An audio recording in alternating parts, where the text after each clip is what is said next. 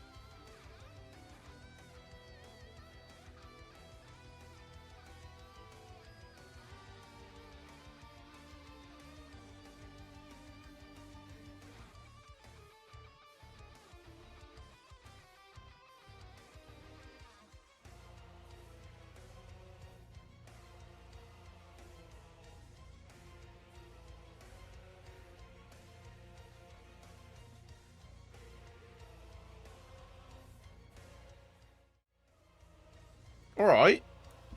Yo, Champa, welcome, buddy. How are we doing today? Wendell, it's good to see you as well, friend. How are we doing today? Hi. Hello. Are we well? Was the weekend finding as well? Would you hold it against me if we jump into game, like, immediately? We haven't played this game in, like, 4 weeks, it feels. Like, 4 weeks. And I want to get this DLC done. I'm keen. I'm keen to see what happens. Would not hold it against me? What do I ask you to? Would you hold it against me? What if you held it against me in the rain? You doing well, but you're sick? No, dude. Wait. What flavor of sick are we? We like cold? Are we food poisoning? Are we keeping our fluids up? Are we doing the good things to keep ourselves on the straight and narrow? Got a cold in this weather? The weather drops 2 degrees and we're getting the sniffles out of here? What is happening? Oh, buddy, I'm sorry you're going through it. On the weekend as well? I actually don't know if you usually like work weekends or not, but like I assume you don't. But we're like cold on the weekend? Gross. Save that for the work week, you know? hold it up for like Monday morning, and as soon as Monday hits, blah, it's like, oh no, sniffles everywhere. I think that's more appropriate, right? We have sick days. It's in our best interest to use them. Actually, someone was sick and went into a public space despite being sick and spread it. It's almost like we never went through a pandemic in living memory, huh? It's crazy. Isn't it wild how quickly people forgot so much? For me, it's definitely left some scars. Like, I still have a bag of masks in my satchel, so I'll always have masks on me. Yo, buddy, welcome, buddy. Love a bit of Carpenter Bro, just a cheeky bit of Brut. How we doing today, friend? But yeah, anytime I see anyone like cough and sneeze, if it's not into an elbow, like I'm like, you're going to hell. You're going to hell. I've judged. I've very much become a judgy person. I say become. I was always judgy. Now I've been given more fuel for the fire, it feels. You know? Right, let's have a look, see if game boots. Which it should do. So many games on this system, man. You've been giving excuses to judge people. I feel like I have. I feel like I very much have. Like, I'm perfect. They're not. And the fact that that's a thing at all. How dare they not be exactly like me all the time, forever? I just care the most. I do the best. I, me. Me, I, me. Is how I think it goes. The old adage. So what happened last time? Last time we beat Zale's evil doppelganger. And we've discovered Valaire's evil doppelganger. I think we have to go beat that doppelganger up. I believe. But there is... We've done hoops. There's also, like, we have to beat all of the,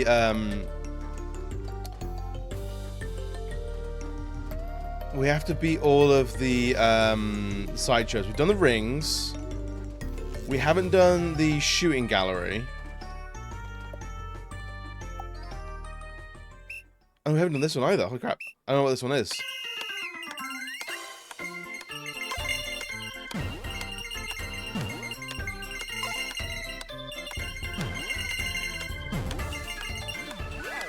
Oh, I don't know how this one is.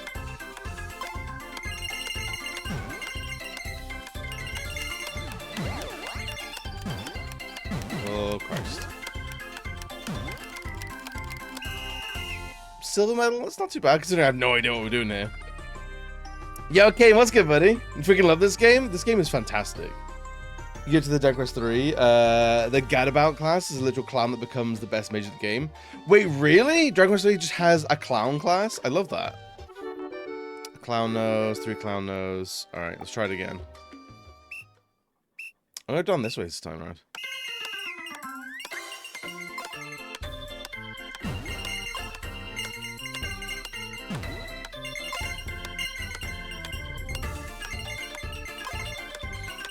I don't know how the red stars do for points. Oh, they become like a multiplier. I see. I see. I was really disappointed with the Chained Echoes. I really wasn't a fan of how the story went. Wait, was this about Chained Echoes? Sea of Stars is a better game. Are they in direct comparison? Can you stop gambling and save the world? No, Tomb. I gotta gamble, man. I gotta be the best circus clown ever. Tomb, how are we doing, my friend? Right, so what we want is all of these.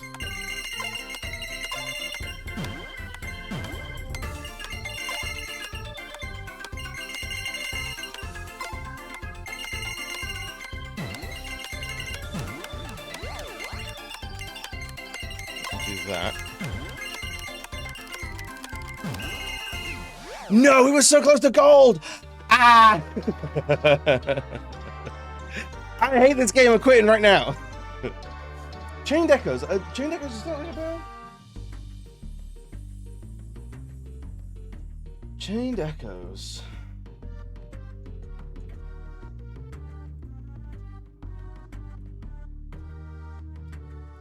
Oh yeah, I remember this game coming out. I've never played it. It looks cute though. It looks cute. Yo, Gav, thank you for being second, buddy. Doing well. I'm doing good. I'm doing good today.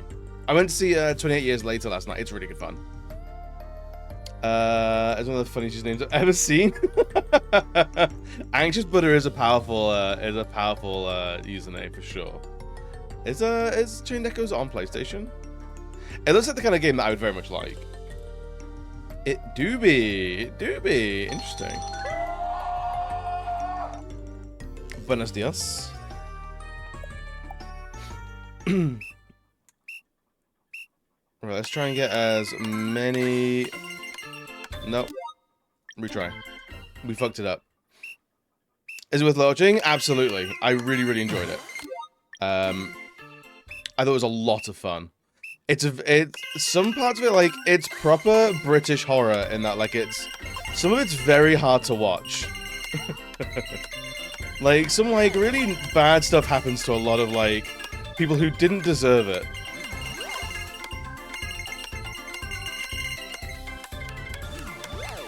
Oh, shit. Shit.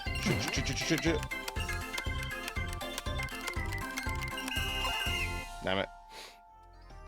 It was a life's a gamble. Go all in. I don't think I've ever said that. Have I said that? I've said a lot of things. A storage didn't do for you. That's fair enough.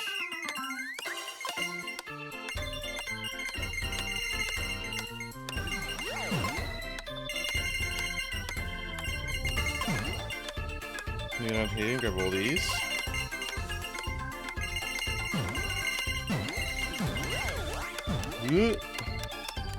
Shit. I wonder what the critical path of this is.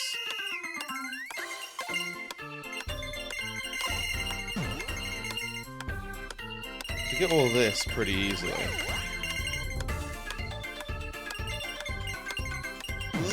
Go that, sure.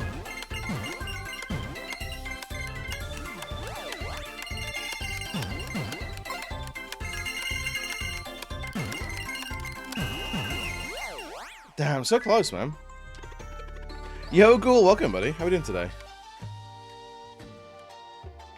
I like 28 days later, but dislike 28 weeks. 28 weeks, I'd say it's much more along the lines of 28 days. So 28 years is more like 28 days than it is 28 weeks. So if you liked the first film more than the second film, you'll like the third film more. It's more in line with the first.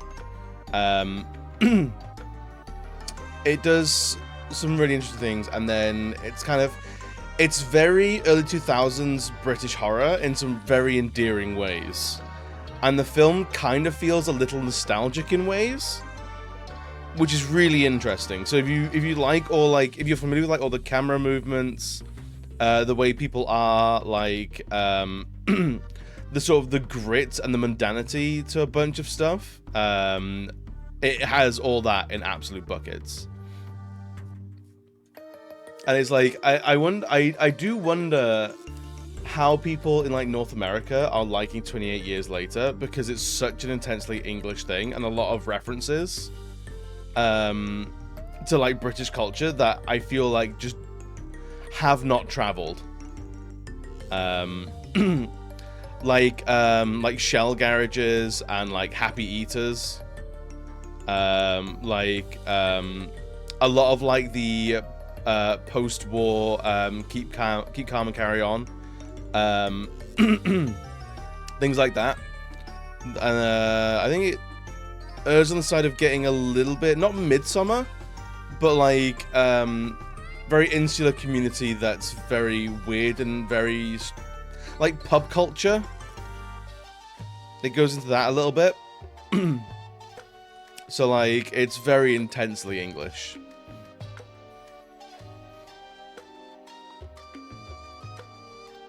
I just read your words all the same. That's fair enough. Doing pretty good. Just here, relaxing in bed. Hell yeah. I'm doing well. I'm doing well. We just booted this for the first time in, like, a month. Yo, Jade, welcome, buddy. How are we doing today? I have 28 hours of overtime. I feel like a zombie. Honestly, I want 28 hours to be, like, a little short.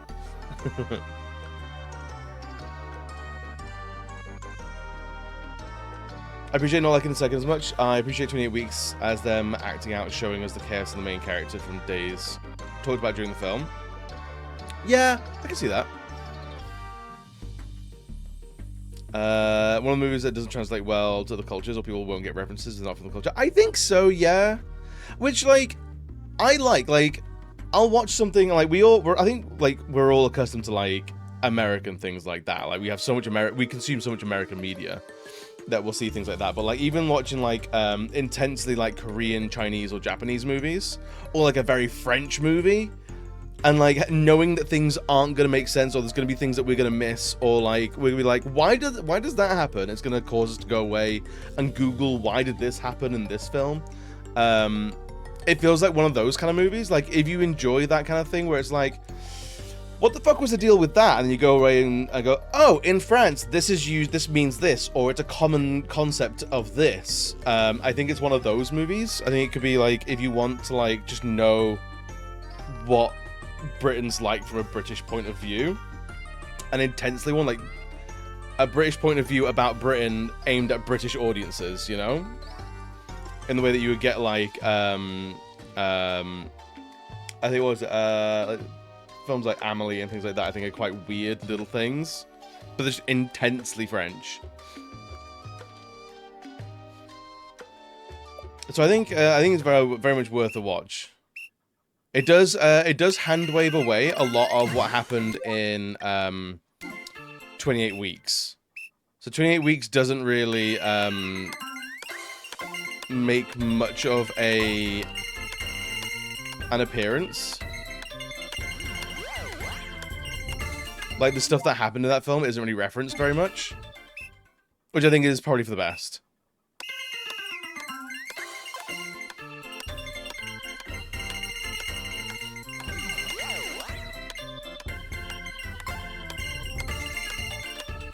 Oh, shit.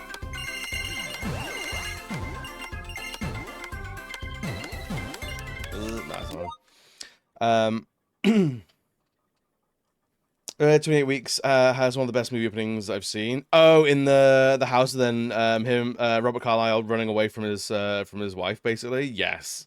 28 Years has a very similar opening, where it's like, it opens and it's like all balls to the wall, and it's like, oh shit, like this, like, it's really selling, this is the horror that these people had to deal with, of like, yeah, this is a zombie movie, but these zombies are not fucking around. And it's like, nobody is safe, not the women, not the children, like, nobody is safe in this zombie apocalypse, and like, it does not cut away from that. So it's very good in that sort of, like, very grisly, gritty 28 days, 28 weeks showing of, like, no, everyone is fair game. Like, no one got out of That this. spiritual pressure. Yo, game. Well, that's straight, my man. Oh, yeah, they survived. Yeah, they're fine. Like they made the main character unlikable at the start, we can understand why. Yes, it was very good of like, yeah, he took the coward's way out, but also like, what was he like? We were accustomed to seeing like the noble sacrifice, but it's like, would that even have? He panicked. It's a very human failing. Like he's not a cape swishing, cackling bad guy. He's just flawed. He's human, and fear and terror got the better of him, and he cut and run.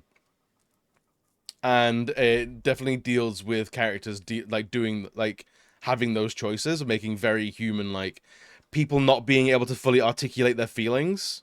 It's quite a common thread in 28 Years. So like the idea that like emotional intelligence has been worn away, so people don't know how to articulate the things that they're feeling anymore because they haven't been able to actually stop and take stock of how they're feeling. Like the language that we have now to say, hey, when you did this, it made me feel like this, and I didn't appreciate it, or I want to work past this. Hey, the reason why I acted like that, I'm sorry, I was going through this. Like that sort of language is like gone. And it feels very notably absent in a very, very interesting way. Which helps characters do things based on very clear emotions that they're feeling, but there's very much like crossed wires from other people, and like the how people aren't understanding other people because we don't know how to articulate what we want, what we don't want, and things like that. It's very, very good. So yeah, 28 Years, absolute banger.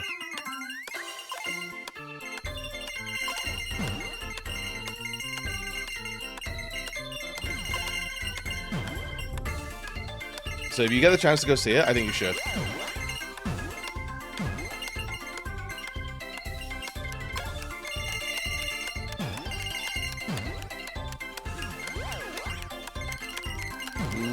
Nah, I don't want it. But these games are hard, man. They don't fuck around. Nope. This game is brutal. These mini games, I think, are some of the hardest content that they've got.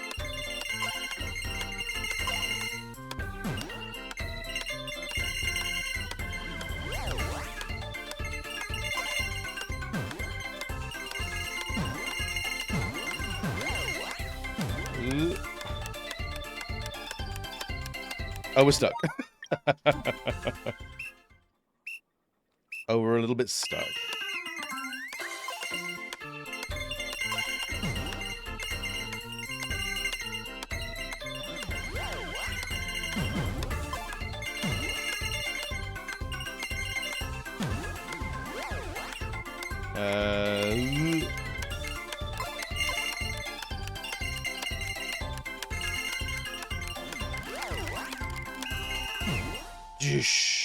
There's gotta be like a critical path for these. Alright, whatever. I might just look at like, hey, how do we beat this? Have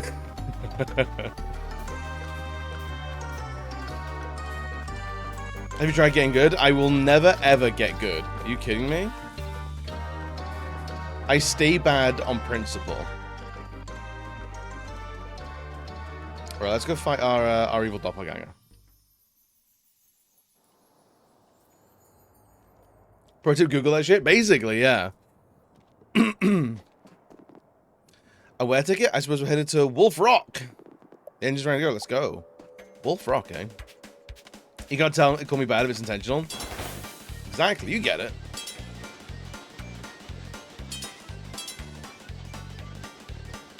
I don't know if this is a place we need to go to or not. There's some purple sparklies, so... You're good at playing as the baddie? Dude, I'm great at being just terrible, just ass at things.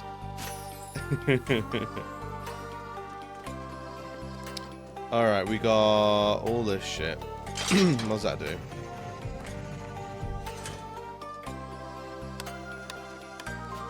Oh, it's...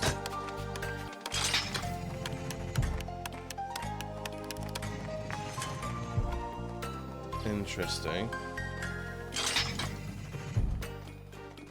Oh god.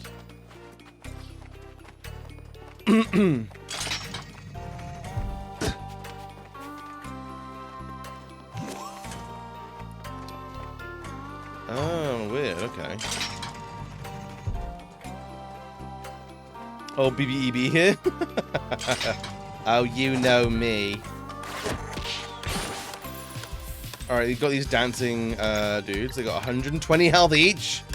Oh, man. You can try that.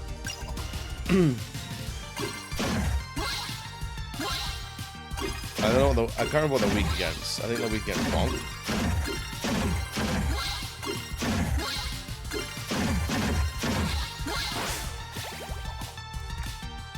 Alright, 20... 30 damage each. Ugh. That's a lot. These guys might fuck us up. What are they weak to? They're not weak to anything, okay. So, Cannonball Champampoline, maybe? Maybe let turn get good. Oh, I fucking hate it. I fucking despise the term get good. If anyone uses that, like, unironically, I actively think less of you as a person. Basically. It's such a dismissive, like, eh. Like, hey, I'm struggling. It's like, well, just do better. I'm like, cool, I don't want to talk to you ever again. Yeah, I know Game Cave uses it sarcastically. Yeah. That's why I didn't tell him to fuck off in no uncertain terms. Try that.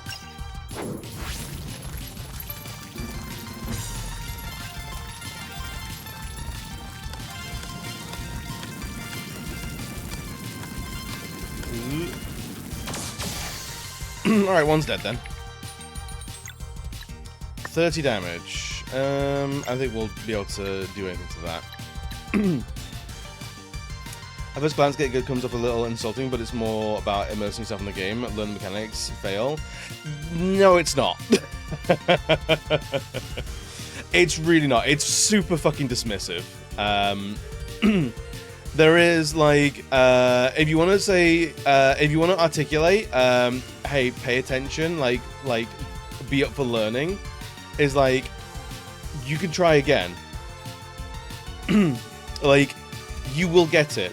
Like, you will learn with failure. Like, it happens. You get better at this game. But get good is just, it's a very, like, elite MLG gamer sort of phrase. That it just makes people not want to engage. We should hopefully do enough there. Perfect. On that day, HGC was banned from Barrel's chat, and the murder was just.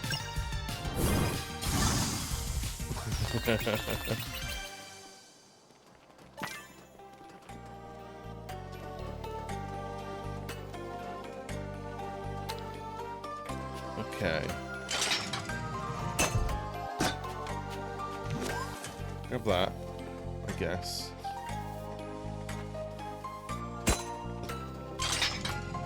Get creative is the least helpful. Yeah, get creative. Oh, yeah, just think outside the box. Well, if I could think outside the box, I wouldn't be struggling, would I?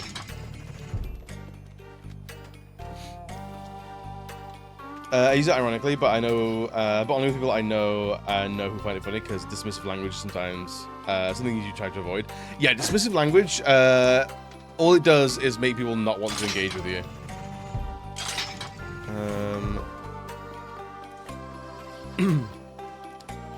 What are we doing here? Grab that, I guess. Is that there?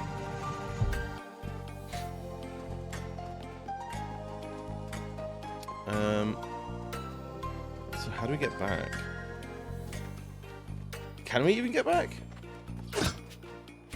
Oh, we can. We skip straight over it. We can't go back that way. Gotcha.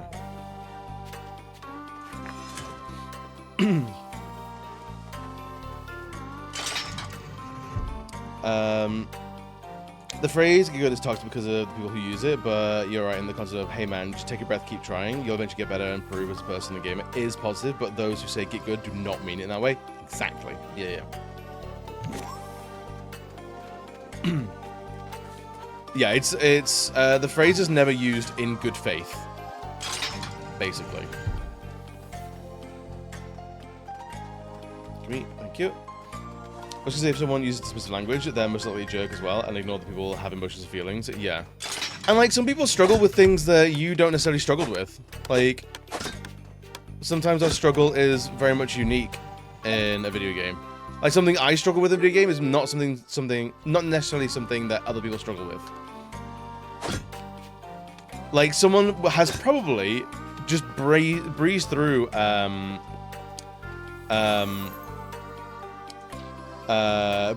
those, that ball balancing challenge, whereas I struggle with it, you know? And so we say, oh, just get good. It's like, well, that doesn't help me. Get good is as good for keep going, bud. You'll get it soon enough. It's really not. If you take out, get good is just, as good for do better. That's all it is.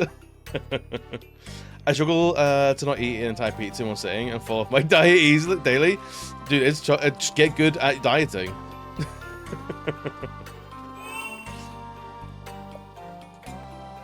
I play games I struggle that my friend would give me positive messages to explain stuff I asked for. I couldn't do it. He'd do that part of the game for you. That's fair enough.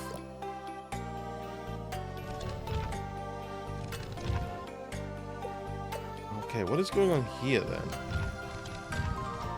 Oh my god, there's loads of shit.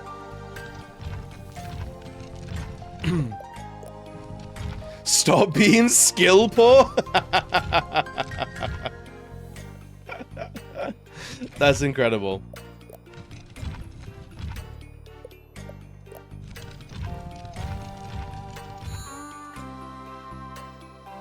Did that work?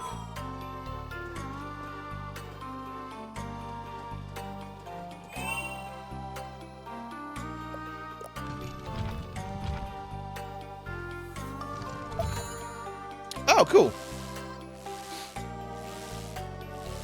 Boom, you're welcome. Yeah, right. Put up by your skill bootstraps, basically. There are ways to give someone advice in a non-jerk-like way, for sure. For sure.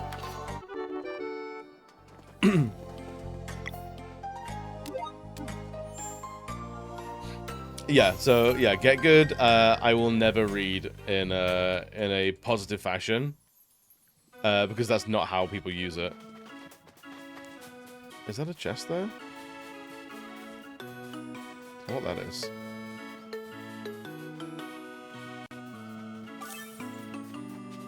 I mean, the people that try and say, like, oh no, I say get good to genuinely encourage people, are the people that are...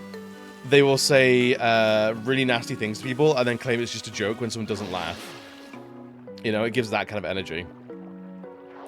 Someone goes, oh, you're a piece of shit. Yeah, fucking hate you. You're a dick. You're an idiot.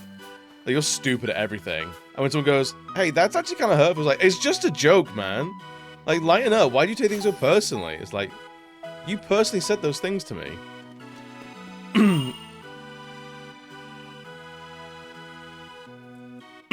I was doing blackface and ironically. Yeah, it wasn't actual genuine blackface, it was ironic blackface. Jeez! Oh, you can't say anything anymore. It's giving that, you know? And I ain't got the patience for it. I think.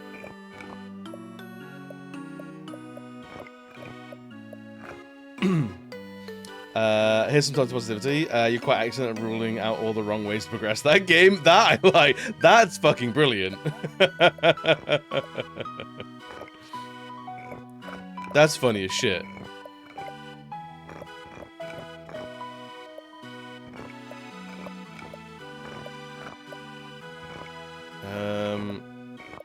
How do we...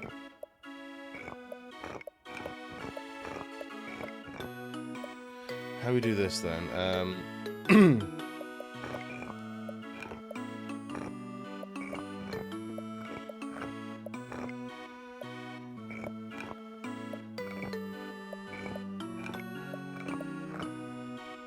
No, hang on. That needs to go there.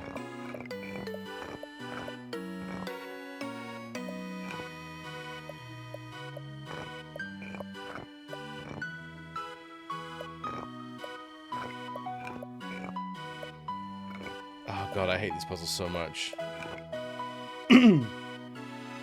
People call those Bill Schrodinger's douchebag. Schrodinger's douchebag's pretty good.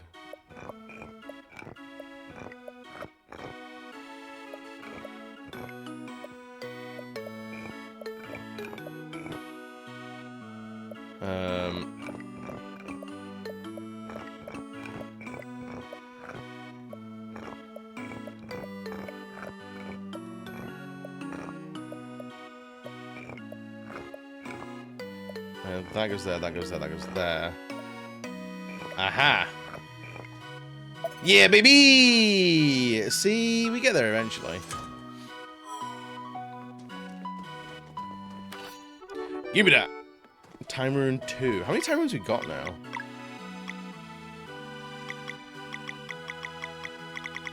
Okay, they're all over the place.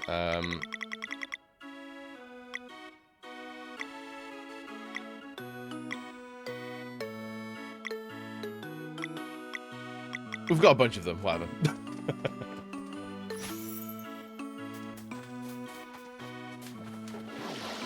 I think example is trees if it's serious, if people agree with them and if people don't, it's just a joke. Don't take it seriously. I think that's fair. That's good for protecting your own peace. I'll say that. I'll agree to that.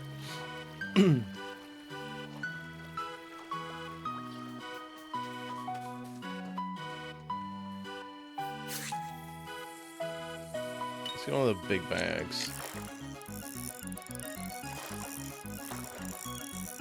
I don't know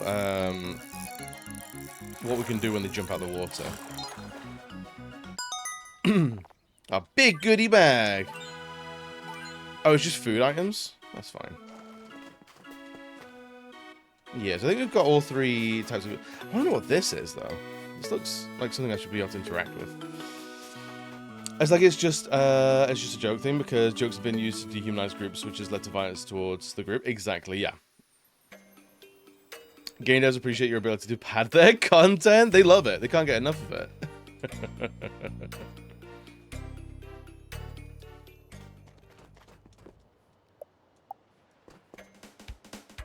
I'm just seeing where, like, there's a lot of, like, optional shit in this content, in this DLC, which, I don't know, side content I kind of like, but if it's, as long as it doesn't overstay its welcome or doesn't overwhelm, you know?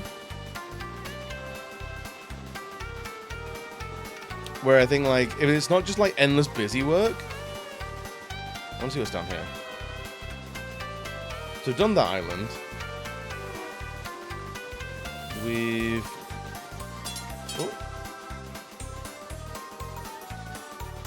Oh, we've not done... Was that glittery there? I think it was, wasn't it?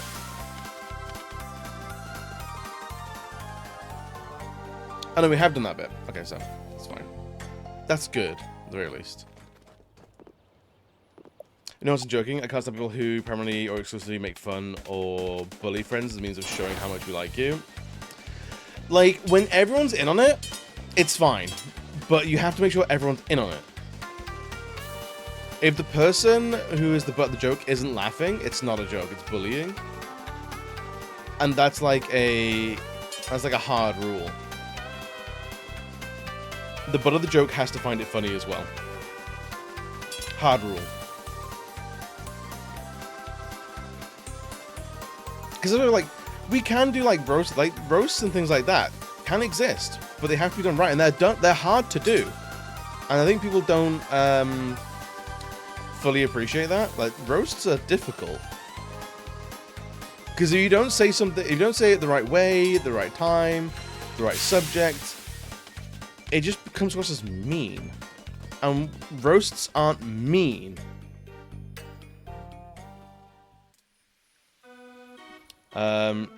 If they're in it, but they don't like one joke, the people should apologize and not make that specific joke again. Exactly. It's when someone goes, "Hey, I didn't appreciate that joke," and people would double down, going like, "No, actually, you were at fault for not liking my joke." It's like, well, that's a problem. Threw my warlock figurine on the lake. Yes, I did. Fishing's way more fun anyway. I made a special magnet to fish it out, but I'll only share it with a master angler. Still haven't caught all species of goodie bags? Come on, there's only 4 of them. Oh, wow, okay.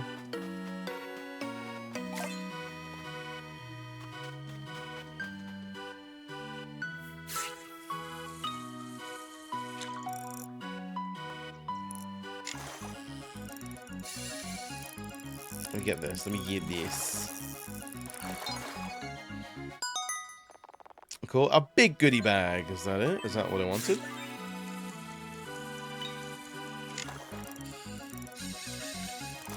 I think it was. Jenny finding it funny too. Not like, we'll ignore Jeff's feelings because it's better for us to just assume he likes it. Yeah. Yeah, it has to be a genuine like. Okay. You did it! Here, as promised. You got the magnet hook. Hell yeah. You get that Warlock figurine.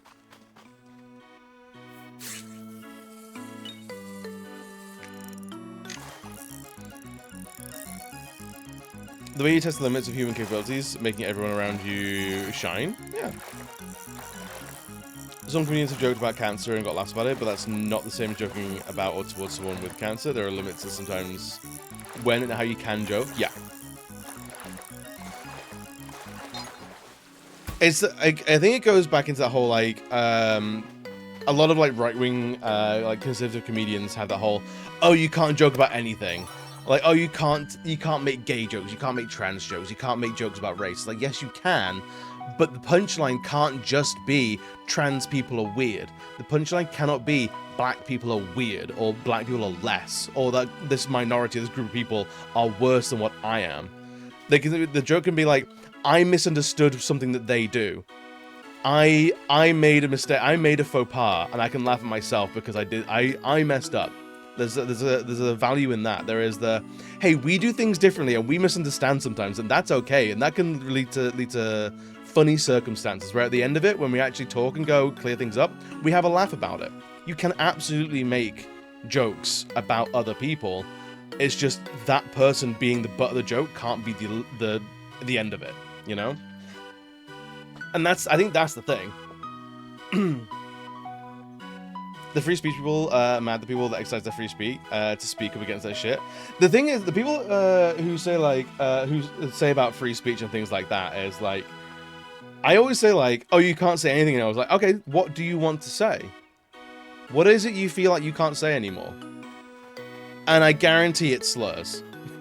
I guarantee. I 100% guarantee it's slurs. It's always slurs. It's always judgments on people that they're not. You know? It's always.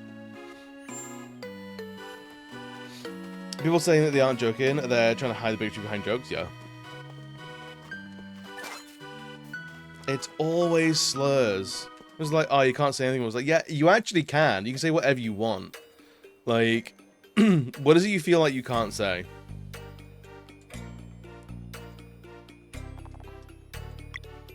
Like, this is a safe space, ironically, for you to say whatever you want. Just like, you get a one-time pass for saying whatever slur you want. Like, what is the slur that you want to say?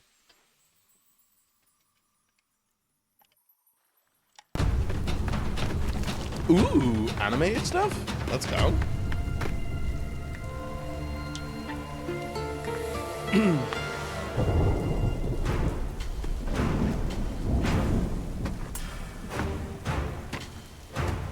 Honestly, Feral Valet is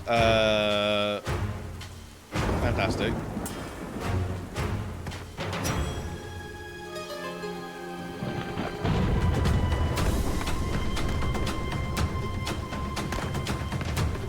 Oh, little Artie.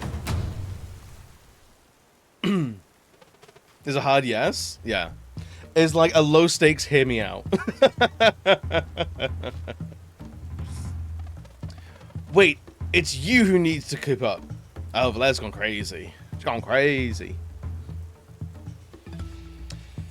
They're not owed a platform either now. People listen to them. It's like they can say that and I have the right to call them out and ignore them. Exactly, yeah. They want privilege, not freedom. They want freedom of consequence. They want freedom of saying bigoted things and not being called a bigot. Whereas, like, if you're going to exercise your freedom of speech to say bigoted shit, I'm going to exercise my freedom of speech and call you a bigot. And, like, that's how that goes. Sorry about it. Hydrovers, need anything for the journey ahead? A Tossmaster bracelet? I mean, got all of this. Daredevil's raiment? Actually, we'll equip that now. Oh, no, keep.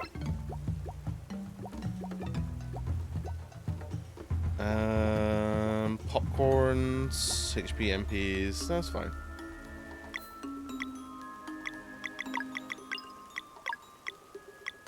That's one.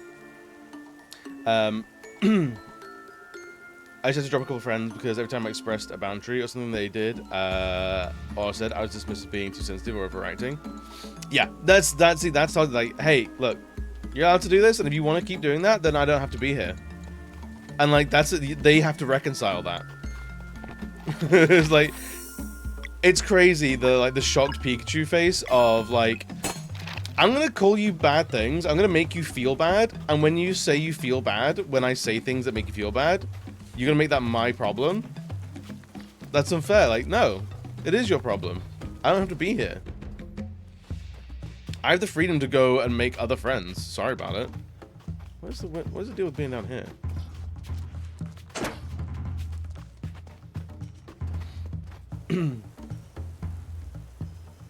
Express my religion. I don't know what you're referencing there.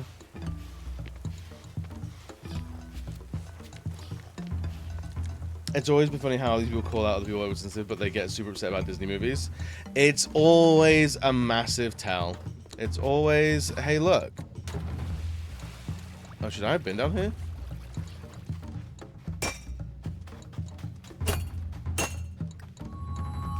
Oh, we can light this place up. Perfect. All right. It's always the people who claim that everyone's too sensitive, they're the most sensitive. Yeah, there's like all the shit, all the outrage over pronouns and stuff is like, that's hella fucking sensitive, my dude. Like, what are you talking about? Pronouns, like, yeah, pronouns have been around for fucking hundreds of years. There's also like thousands, like hundreds of pronouns. Like, what are you talking about? Even like the words like you, like group pronouns are pronouns. So it's like, it's not even just he, she, they. It's not even neo-pronouns. Like, what are you talking about? It's always funny how these people call other people to, yeah. Pronouns came with you speaking your language. I love when people make the joke when they say they don't use pronouns, and Caveman talk to mock these people, right? I love hate speech when people use their religion as their religion to hate. Reason for the hate speech, speaking out against the speech is an attack on their religion identity. Some people do. I feel like, I don't know if we see that as much in the UK, but it's definitely a thing. We don't have as many, like, fundamentalist crazies. We see the video of that woman doing a shot every time the guy sing the pronouns country song, use the pronoun. Yes! I heard she died from that song. Heard it actually killed her.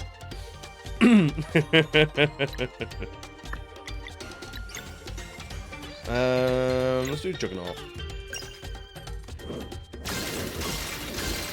Has she got alcohol poisoning? No, she's just drinking water. And honestly, fair enough.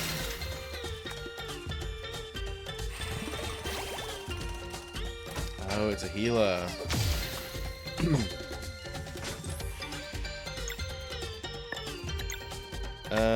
Kombu.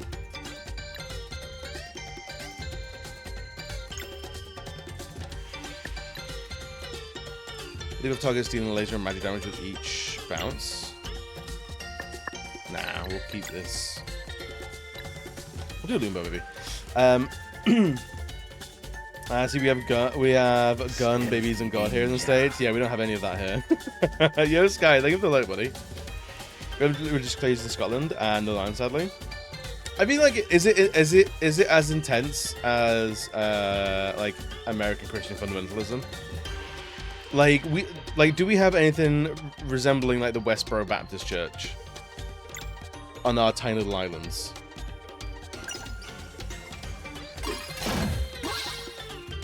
Because it wouldn't surprise me if like someone like that exists, but they're not as loud or notorious. Damn it.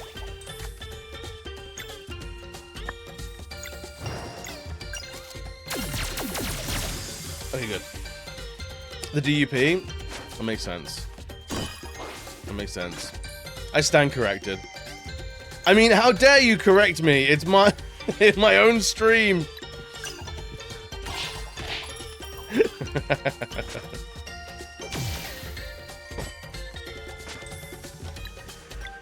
I'm incensed and I'm enraged. This is a cannonball trampoline.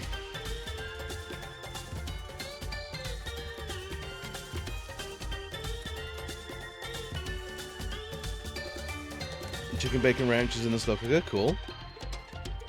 You can't say anything anymore, huh? I know, right? Even in my own stream. Can you imagine if I was actually like that? I think I'd kill myself. I was thinking about this the other day, of like, people who can't fathom, the idea that trans people will change their name. And like, thank you for the game check. And it's like the amount that we change throughout, we'll change our language and our attitudes based on who we're with. But the whole line of like someone changing their name, specifically for being trans, is such an arbitrary line in the sand that holds up to zero scrutiny. Like, if you learn that someone has a food intolerance, or they have like, even like if vegetarian or vegan, or if they don't eat something due to religious purposes, we will learn to not offer those people that food. Like, it's very easy to do. If someone's allergic to peanuts, I don't offer them a peanut butter sandwich. If someone's vegetarian, I don't offer them steak. Like, it's very easy. If someone doesn't like a certain genre of music, if someone's not into jazz, I don't invite them to a jazz show that I'm going to. You know? Like, we learn so much about other people, and we will address how we talk to them accordingly. Like, when someone gets married and changes their name to their spouse's name, people don't seem to struggle to call someone Mrs. Jones rather than Miss Smith. Like, no one struggles with that. But when someone goes, hey, I'm no longer John, I'm Joanne, like, people go, excuse me? It's like, well, why is that the line in the sand? We do that in so much more mundane ways, so often, that it's clearly not about the change. Fact checkers, disgusting. Imagine checking facts in this chat. The irony of the fact that in order to be that way, you have to be so self-unaware. That if you were self-aware enough to feel, if I were that way, I would kill myself. You're likely too self-aware to be that way. Exactly. But yeah, it's fascinating. It's like, it's so funny. I was thinking about it. I was like basically having a shower argument with myself of like that line that people draw and go like, I will amend my words, my attitudes, the subjects I will talk about around specific people, but specifically on that one subject, I refuse to change.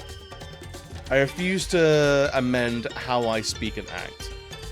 And it's like, you do that in so many other ways, but that one way is that's your hard limit. That's crazy. Whenever a trans person is a bad person, everyone starts misgendering them. And it's like, yeah, like, gender identity is not a privilege to be stripped away. Like, like misgendering like a trans person a criminal who happens to be trans does not give you free reign to render that null and void. And like, I get why people would do that, because they want to hurt that person. Like, say, for example, a bald man murders someone, and you're like, I want to hurt that person. When I talk about that person, I want to be as disrespectful to that person as possible. They're a fucking murderer. They're a piece of shit. They're scum. And they're like, that fucking cue ball bastard. They'll do something like that. They'll say, like, they'll pick on their traits as negatives, and they'll highlight that and talk about it derogatory because we want to hurt the feelings of the bad person. So I get why people want to do that. I understand why. But I think there's an onus of something that we look at now of if we, like, bullying isn't right just because the person is bad. Like, punishments exist. We should absolutely drag them for their actions. But those sort of very childish base, like, insults kind of are very reductive of yourself more than the person you're trying to hate. Does that make sense? Like, if I go, oh, fucking, oh, he probably murdered someone because he can't grow hair and he's upset about it. Like, that probably says more about me than it says about the person that I'm trying to insult. The only fact anyone needs to check is that EB is right. Correct. It's so weird that your hard life adjusting your speech happens to align with the hatred of an entire group of people. So strange! Isn't that a crazy coinky dinky? I see a video where a woman crashed a car because she was drunk, and the right attitude should have been drunk driving is bad. The comments were all misogynist. Yup. Yeah, it's like as soon as, and that goes into there's a very real thing of I don't know if it has like a proper name. If it does, I'm unaware of it, and if anyone knows this, of like the whole like one of the good ones, of like a certain character trait or identity is accepted as long as you're perfect. As soon as you're not perfect, your character trait or your identity is the reason why you're bad.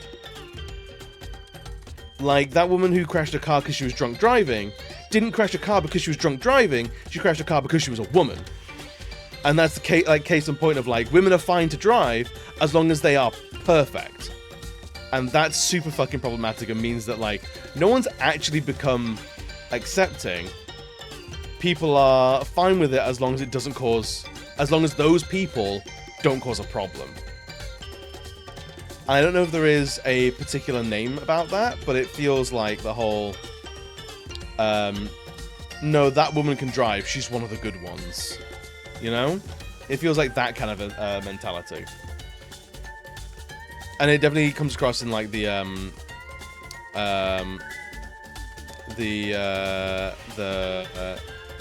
with like trans people who are in the news for doing very human bad things because they're human, not because they're trans. Yeah, Miss Bing, welcome, buddy. Say it loud to the people in the back. Oh god, I will always scream this. I will always shout this. I will always use my platform for this. And the great thing is, in a very self-serving way, in a very, very, very self-serving way, it's great because the people that want to stick around here feel much more comfortable, much more relaxed. And the people that don't like that, fucking leave. It's great. People, I see like threads on like Reddit, like r/like Twitch startup and like r/streaming of like, I've got someone who says really rancid things in my chat. What do I do about it? It makes me uncomfortable. And it's like, fucking ban them. Tell people how you feel. Say, hey, that ain't good here, buddy. That shit does not fucking fly here, bro. When you see it, go, fuck off. And if they do fuck off, they've chosen that their misogyny, their bigotry, is more important to them than being here with you. If someone prioritizes their bigotry over you, let them. Like, fucking let them do that. Oh, you want to go to such an ist way of thinking? Facts. Absolutely. Yo, Ian, what's good, buddy? Let's not lose sight of the fact that Matthew Broderick killed a mother and daughter in his car in 1987. Absolutely. Do you know why Matthew Broderick did that? Because he's a man. Because he's a man, he's not one of the good ones.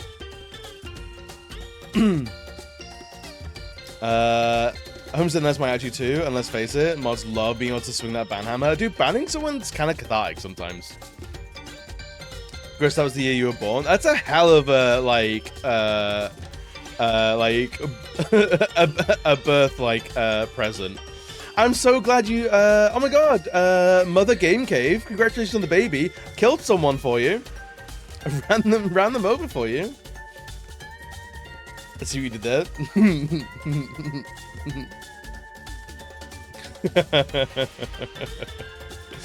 What, me? No, it was crazy. But also, yes, like, honestly, I don't know, man. I see a lot of people struggle, like, with the concept of moderating their spaces online, and I could not find that shit easier. Like, if I don't like what you're saying, you're gone. I don't owe you shit. Like, no one here pays enough money to, like belong here, like, without, with no impunity. You know? And I think in the same vein, if I say something you guys don't like, you don't have to stick around. You can leave whenever you want. If I, for some reason, whatever reason, like, one day log in and go like, actually, do you know what? Maybe women aren't all that. Then absolutely, leave. You don't have to stick around and go, his opinions on Final Fantasy's pretty good, though. Yeah, he's a massive racist. He doesn't like anyone darker than him. But he does like the same Final Fantasy that I like. Like, no. No. Have standards for yourself. What are we doing here? Like, that's insane. Some people assume hatred when it's fear, like a woman dislikes men because of trauma. I feel that's different in a way. Absolutely. No, yeah, there is absolutely like and hatred due to fear is usually a learned response. Usually. Like no one hates men without either having been that being a learned response or from other people telling them stories, basically, of like, hey, this is how these people operate. As soon as you went in reaction to you saying women aren't all that, it hopped to ads. Such perfect timing. Incredible. Ads are on EB's side. They're trying to censor me, man.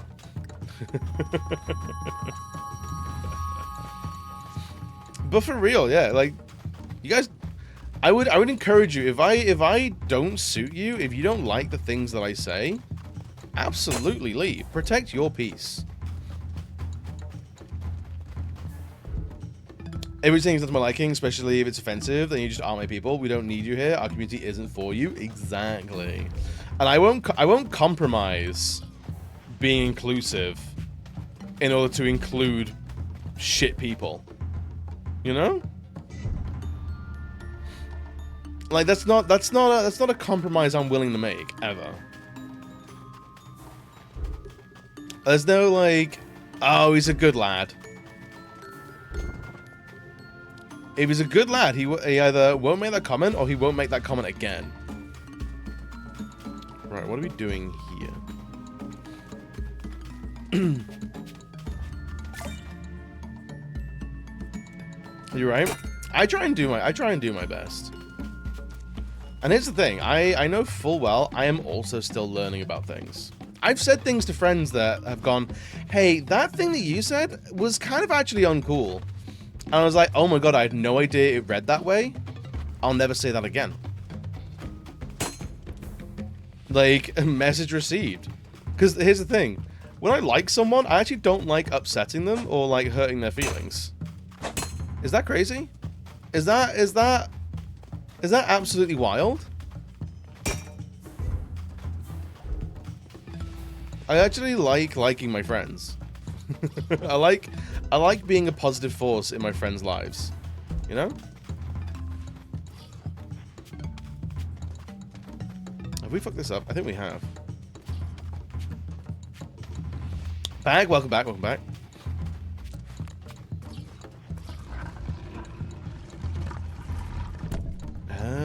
So I guess we have to be fast here.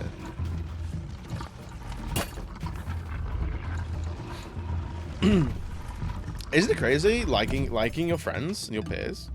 Isn't that a wild thing? Cringe, right?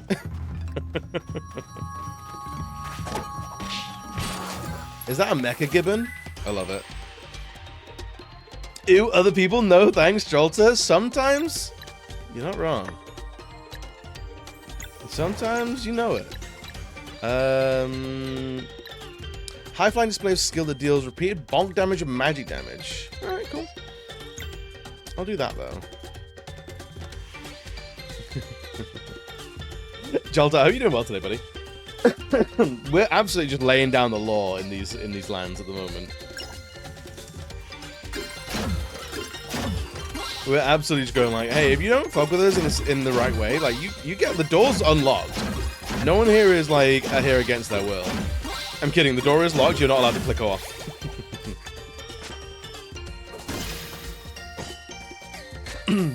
Just woke up. Good morning. I hope the day is going to be full of stuff and things for you. GBB. What does GBB mean? We get that one. 22. Damn it! Really?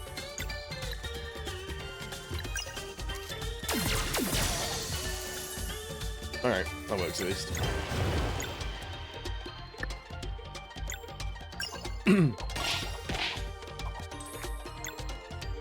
We should be able to. Yeah.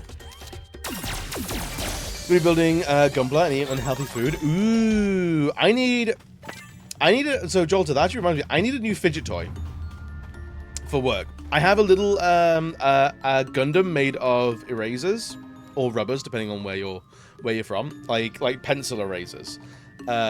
He's a little like a mech dude, and like he's made of like loads of different pieces that like, slot together.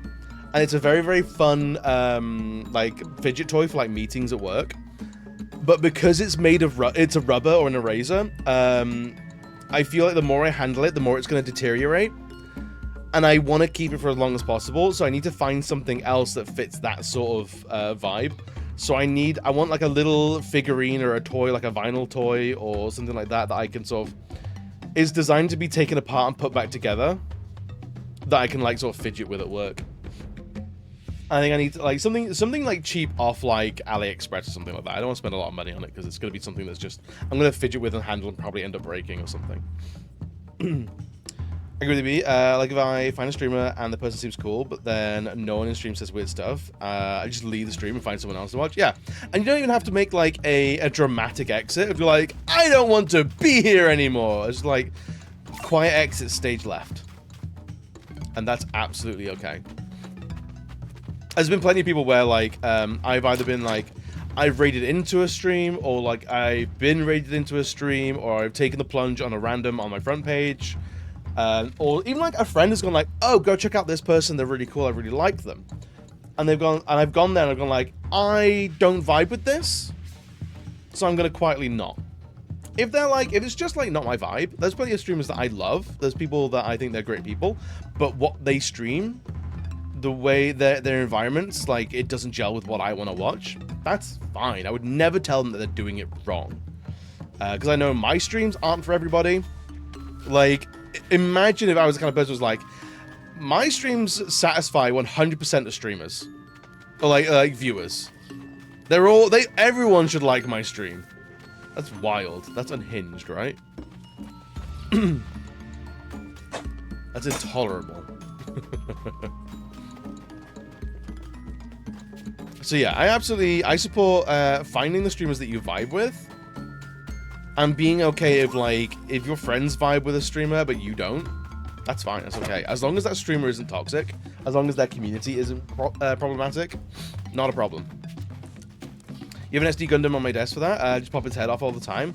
Ooh, hell yeah! I think the SD Gundams are like the chibi ones, aren't they? They're like the sort of deformed ones with the big heads. That might be the kind of Gundam that I need.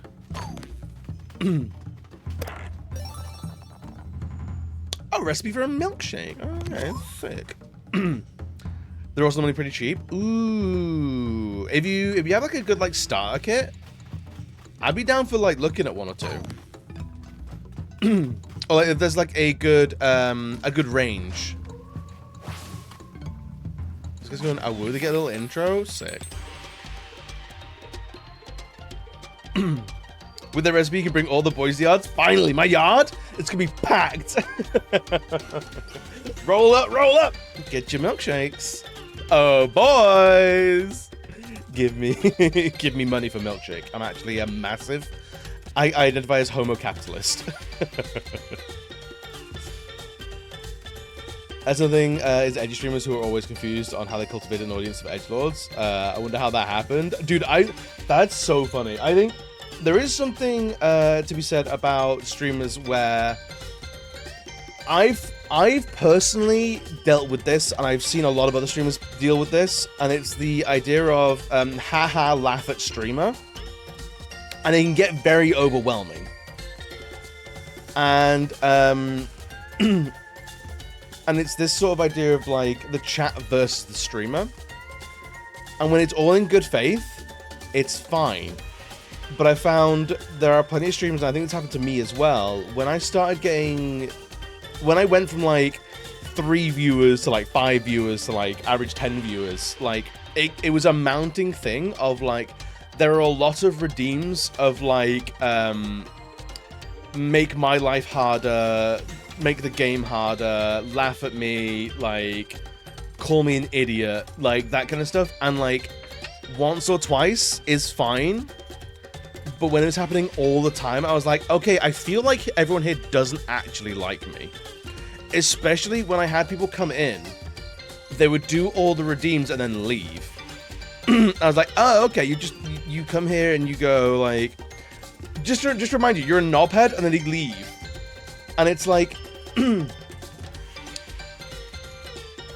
I feel more like a punching bag, like, and it goes back to that sort of like friendship thing of like, a little bit of ribbing is fine, but when that's literally all that sort of relationship or encounter consists of, well, I haven't felt friendship from that person in a while. I haven't felt commonality from that person in a while.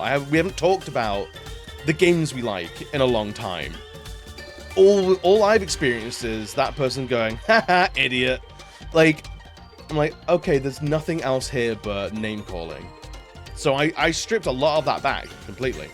So there's like, the amount I have now, there isn't a lot of anymore. And it was because it was getting to a point where it was like, okay, there are people that would come in, redeem, laugh at EB, and then leave. And that's all I'd see from them. And I was like, right, what are your... That's a mounting library of interactions. And none of them, it's starting to sour, you know?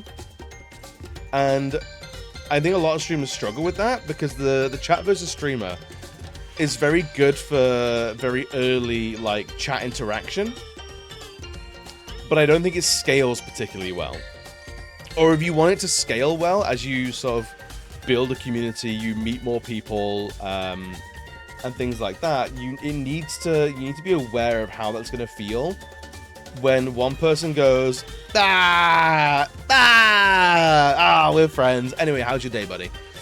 Rather than like 15 people going, and then silence, you know? It feels very, very different. You can't have homogenized milk without the homo. It's true. It's true. As easy streamers put in their rules, this isn't a bully the streamer stream, and if you do, you'll be banned, which is fair. Absolutely fair. And like, I don't particularly vibe with the chat versus streamer spaces. I don't want to be around that. Like, if I'm in a chat, I want to talk to people, I want conversation, or I just want people to be... I like people being enthusiastic about the games that they're playing, about the things that they're doing. That's what I value in, like, when I'm watching something or someone. So if it's constant, like, the streamer going, oh, you got me, oh, you're a bastard, I can't play the game, and that's it, I'm like, that's not what I'm looking for, personally. That's not to say that, like, it's the wrong way of doing things. You should ban people who make you uncomfortable. Regardless of number, it's going to be fostering a community I want instead of trying to retain a number. Absolutely. Oh, for sure. Yeah, yeah. I'm absolutely on board with banning for the slightest infraction. If someone gives you the ick, basically, get them gone. There's a lot of people on the internet. You'll find a new one in 10 seconds. But yeah, so it's something I learned firsthand of the streamer versus chat mentality. I don't fuck with much, and I think we have a good balance of it here at the moment. And it's a constant editing thing, of like. But I think at the moment we have a really good sort of temperature of. We can take the piss out of each other every now and again and be okay with it and be cool with it, but we can also have very big, very important conversations, and we can share the love of things that we like unapologetically. And also, like, it doesn't have to be like we all have to like the same thing. Like, if someone comes in and likes Dark Souls 2, that's cool. I can talk to them about that. But I personally despise that game. But there are things I think that it did well, and I will just focus on those things. Rather than going, you like that game? I hate that game. That's so weird. How dare you? How dare you bring your love and adoration of a thing that I don't like to my space? That's crazy. That's a personal attack on me now. You like a thing I don't like? That means that you don't value my opinion or my person at all. You wish that I was dead. Because I've seen people with that mentality, and that's always fascinating. It's also one of those that one person can also sour it for new people as well, if that's what they see. For sure, absolutely. I've seen that. I've seen people. I jumped in a chat, and the first message I saw was someone going, like, was saying something a little bit uncouth, or like a little bit risque, a little bit edgy, and the streamer didn't call it out, and I was like, oh, so that shit flies here? Bye. I've absolutely done that before.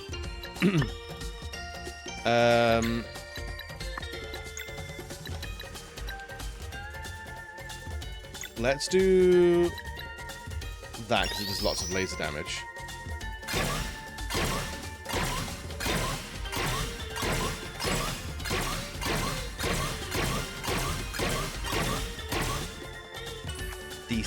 Decent. I'll do Juggernaut, because that might be fire. You break that move. Baron wanna cry? Why? You can cry if you want to. You can cry if you want to.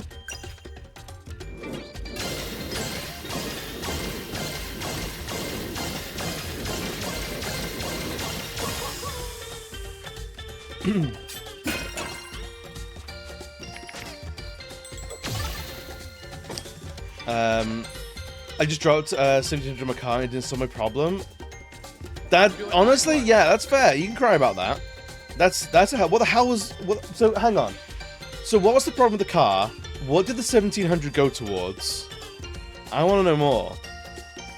Because my BAM just went through their MOT for their car. Unfortunately, I think we need to replace all the tires. Cars are so expensive. It's wild. Did they change the music? Oh, for the I thought you meant in Game Cave's car. They changed my radio station. Yes. So the DLC has new fight music.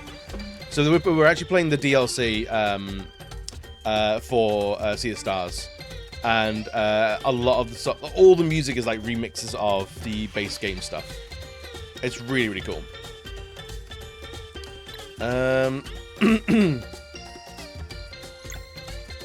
We could do that.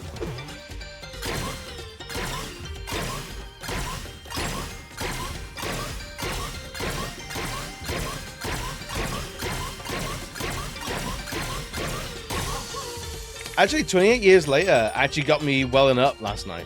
Watching that, there was a point in that movie where it was like a crescendo of like very emotional scenes and like a big emotional payoff.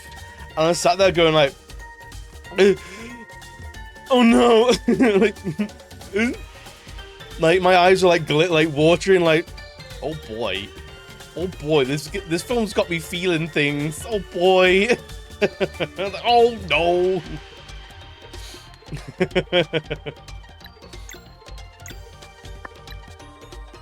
What are we doing for this? This is, how much have they got? They got a lot. Oh, they got 3 turns before this move happens. Oh, we can do that easily.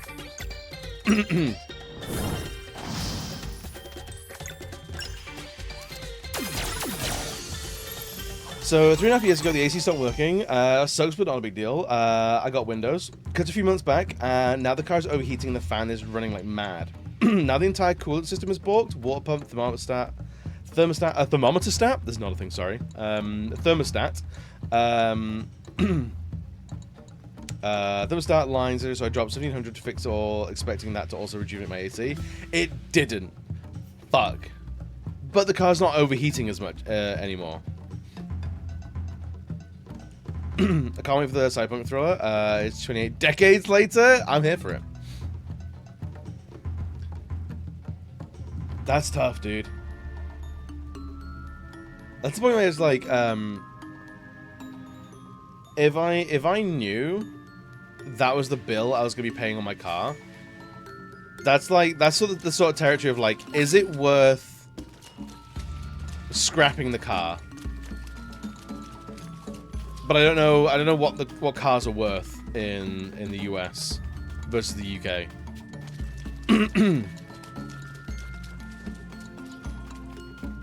Because I also know that the MOTs aren't strictly a thing in the US.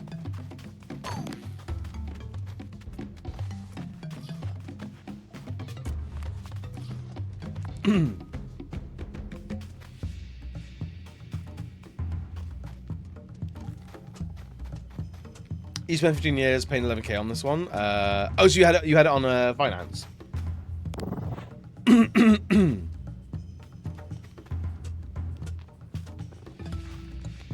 So it's paid off. So it is fully your car. Yeah, it's tough. Let's work out everything's on finance. Fair and valid.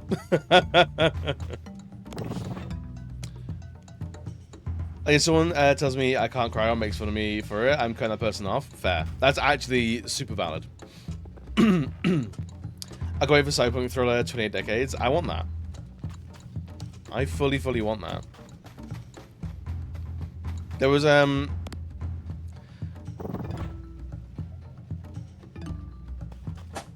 so there was a moment in 28 years later where they sort of hand wave away a lot of what happened in 28 weeks later.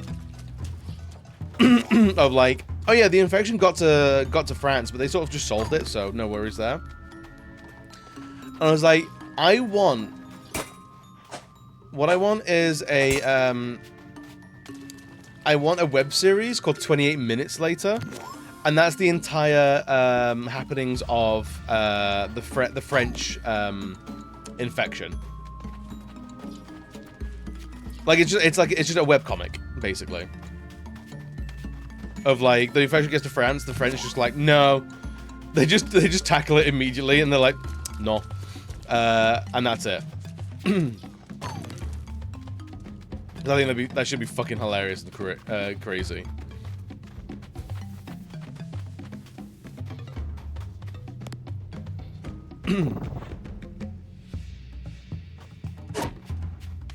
Oh, we can just go across there.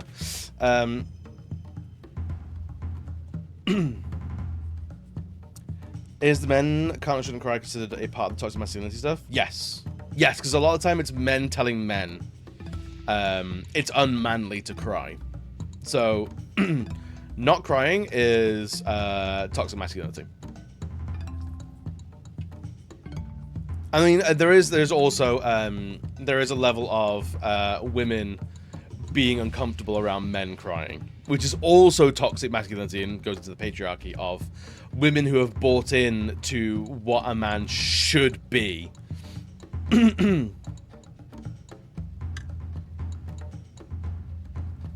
The French got infected, but they thought it too passé to be infected, so they just weren't.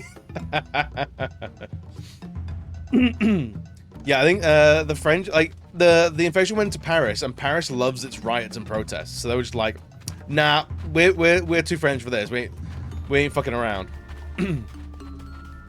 I'm like, vibe. I'm like, hell yeah. Hey, weeks later. I like that.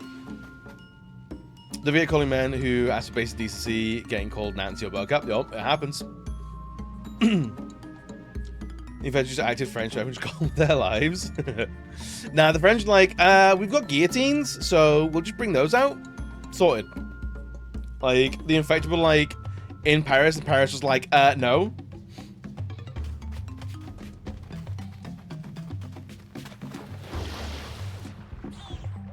Gender role stuff is so limiting and very unhealthy. Incredibly unhealthy.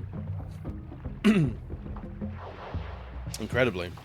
And it's limiting for everyone. That's the wild thing that with when I hear a man go like, ugh, feminism, it's like, you know, we as men benefit from feminism as well, right?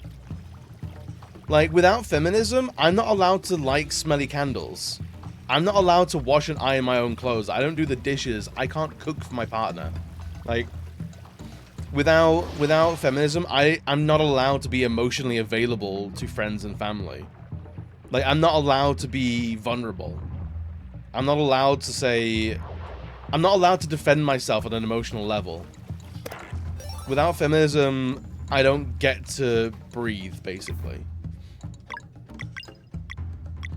So, like, when people are like, I don't know about feminism, like, you know what feminism is about, right? Feminism. Without feminism, I wouldn't be using conditioner in my hair. Right? Without feminism, I wouldn't be washing. It's literally that, like, that basic. They just took to the streets and ran the infected outside. I think that's kind of what happened, but it's very much like the first screen of the film.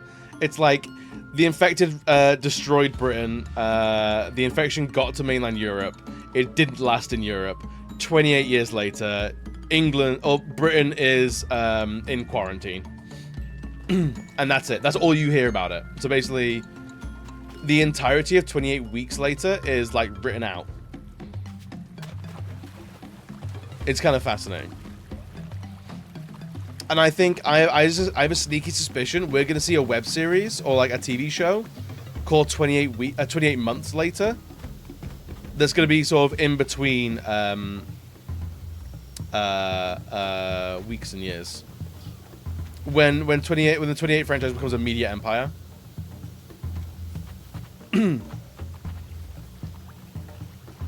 Britain's in quarantine, nothing different. Well, that's kind of the thing. 28 years later is very much a comment on Brexit. It's like, in no uncertain terms, it's a comment on Brexit and isolationism. So, like, fully, nothing is different. Without feminism, my underwear would be more streaked than material.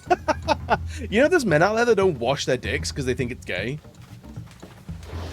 Like, men need feminism. Like, truly. The men aren't alright. They're not okay. They're not thriving. Like, they're barely surviving. They don't wipe their asses because they think touching man butt is gay. It's like, sweetie, darling. Like, what are we doing here? Imagine there were no zombies. People just quarantine Britain for the last, just for shits and giggles. I like that. 20 seconds later, still normal life for everyone. No, I don't need a receipt, thanks. Pure cinema. No, 28 seconds later is like, it's just the rage-infected monkey at the beginning of 28 days later.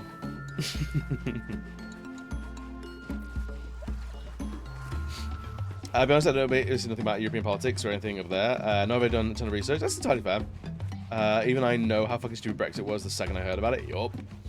Yeah, Brexit was one of the most embarrassing things our country's ever done. Like, in my lived lifetime, Brexit was one of the most embarrassing things. Like, my poor sister was working in Germany at the time. And like when the referendum happened, when it all sort of got pushed through, my sister was working in Germany, and all of her co-workers were like, "What's going on?" And my sister, like, in tears, like, "I don't know," because it meant that now she can't work abroad as easily as before. It actively limited her life.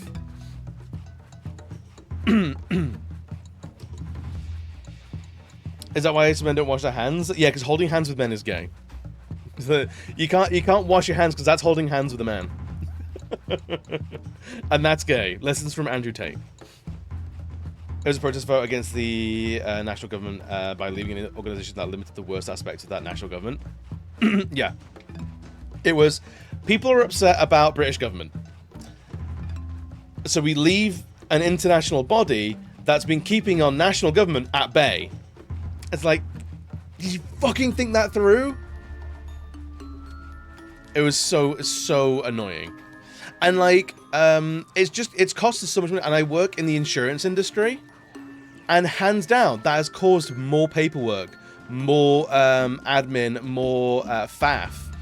Because now, for example, when it's gonna get into like boring insurance talk, because I deal with this daily. When you are insuring a cargo ship that goes from Britain to France to any other European country with a coastline, you don't have to pay. You can insure it in Europe, but now you have to insure it to be in the British Isles and Europe, and it's like, so now like there are different policies that you now have to juggle if you want to go between areas. Is hampered the music industry because now you need a separate visa to tour Europe as you do touring Britain, and Britain is quite small. Like, the music industry that we have is I think is one of Britain's national treasures. Our music industry, the acts that we have, the musical talent that we foster, I think is some of the best shit about our tiny little islands. So fucking good. And now other artists can't tour here. Like, if I allow myself to be as nationalistic as I ever want to be, like, musical acts coming to Britain and and enjoying our crowds and winning over our people, and sort of like getting the acknowledgement of a country that has so much fantastic music is a huge thing for a lot of bands. And I've spoken to people in the music industry because like I've been to enough gigs and I've seen enough bands coming from overseas, and they talk about this very, very upfront of like, this is like, if you can get a British audience on your side, it's like a massive gold star as an act. It really truly is. As a small band, if you can get a small crowd on your side, when we go to a gig, we want to be impressed first. We want, like you have to earn our enthusiasm. We're not going to be default enthusiastic for you. If you can get us on side, we will fight tooth and nail with you. We will be 100% fully committed there, but that's not the default position. So coming to Britain and as a touring musical act can be like a trial by fire. And like, it's a massive like gold star for acts to come over here and like rub shoulders with such massive musical greats and play to those same audiences and get the same reactions. But now those bands can't come to Britain. So our music industry has taken a huge hit. And even getting our acts overseas is more difficult now because they have to pay for more visas. Touring Europe is harder now for our acts. And European acts, North American acts, any sort of act that comes from overseas, it's harder to get over here now because it's more expensive. So it's absolutely been a huge cost, and there's been no benefit. Insurance terminology, premium content, I know, right?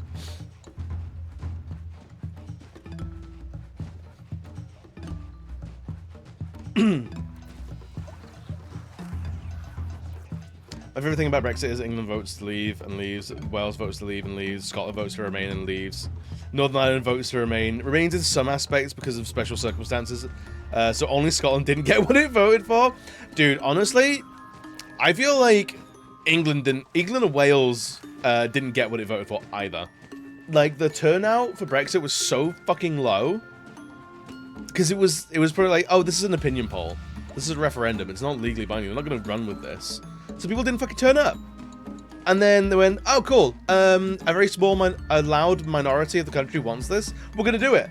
And it was like, wait, what? Excuse me? Like, I know I voted. I absolutely voted. But I know a lot of friends didn't vote because they're like, it's just a referendum. Like, I'll vote, like, in general elections, but I ain't got time for this. This is just an opinion poll. Like, this could be an email. Like, and then, like, it all just crashed through so fast. Everyone's like, oh, did someone cut the brakes? Are we in speed right now?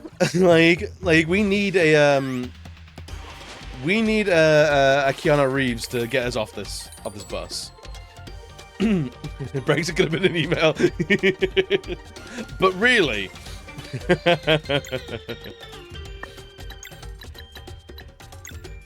It really do be. I don't pay attention to politics. Ignoring politics pays attention to them. Yeah. Yeah, so if there's ever a vote, I'm voting.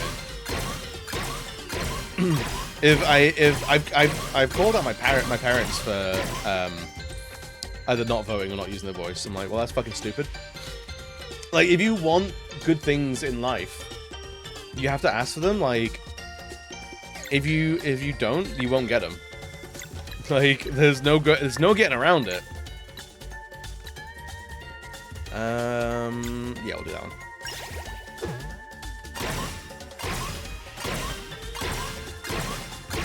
I don't like the way things are run. Well, then vote.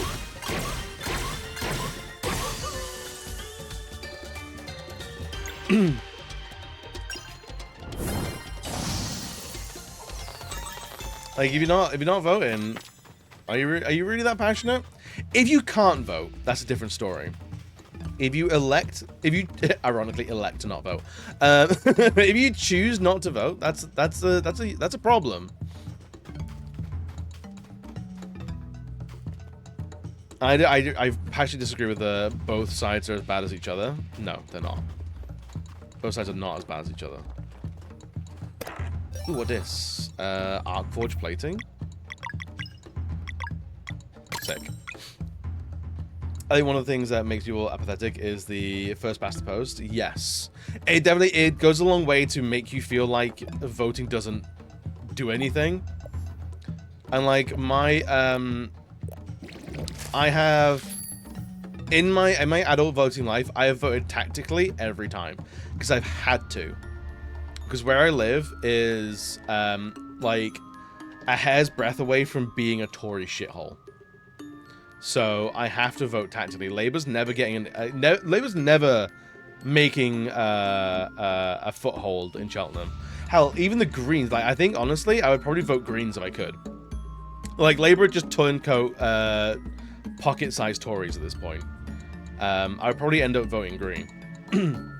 But that's just not a realistic thing. It's either Lib Dem or it's Tory, where I live. And like, I've not checked in with the Lib Dems in a while, but last I checked, they were just kind of like, they just want to be included. They don't really care they don't really mind who's driving the ship, as long as they're included. I think that's about all they hope for. So I've had to vote Lib Dem, but I don't want to. But I actively do not want Tories around, so I have to, which I fucking despise. What are we doing here? Can I make 2 of those? Damn.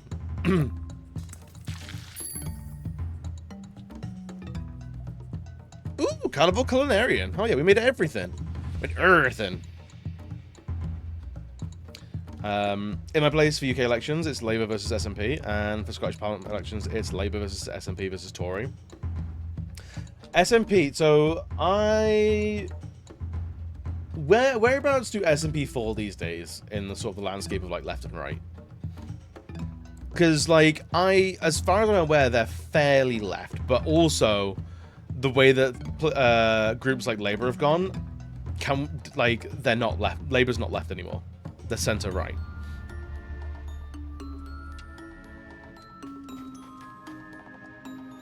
Right, what can we buy here?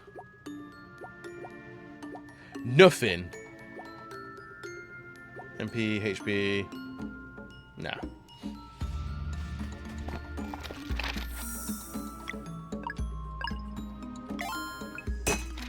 Ooh. Ooh. Uh-oh, wolves. Bing, bing, bing, bong. Yeah, we'll break that move.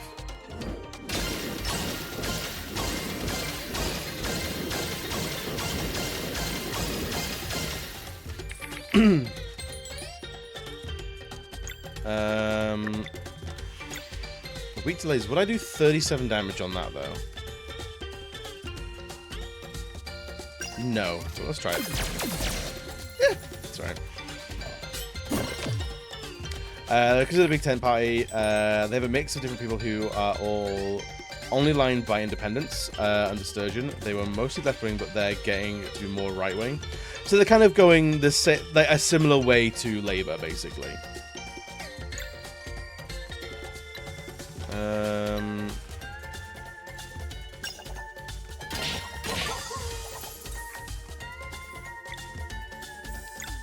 Do that and break that move. Perfect. Bonk and magic? Yeah, I'll do that. Oh, it doesn't do magic damage by default. Oh, it's a little heal. Oh, that's fine.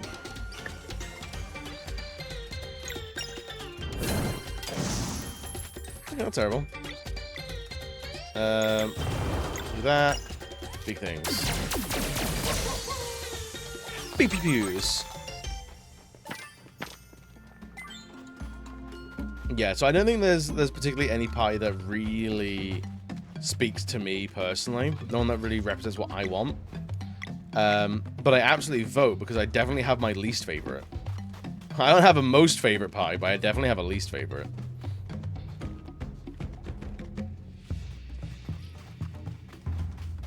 Oh, it's a tackle gap. I love when people ask me why I don't like Tories when the Tories have said horrible stuff about Scottish people. And I remember someone joking about making Scots slaves. Why would I vote for that? Right? Also, was it Reform or Tory council member who was like, "Oh, we need Auschwitz camps, but without the worst bit." And it's like, excuse me? That's crazy. The party that represents my interest is the Pizza Party. We actually have the Monster Raving Loony Party. The Monster Raving Loony Party in the UK. Who, I think they one of their things is Ice Cream Wednesdays. Like, as like a national policy.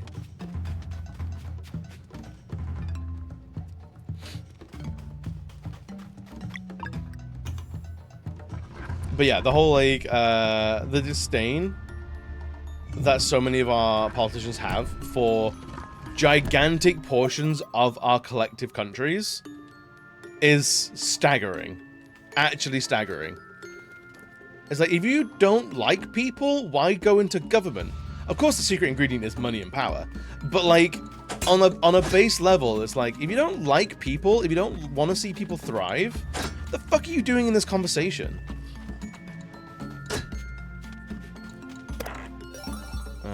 2 caramel corns? Take it. I actually haven't checked in with the Monster Raven Loony Party in a while. I don't know how they're doing. I hope they're alright. It's rough out there at the moment.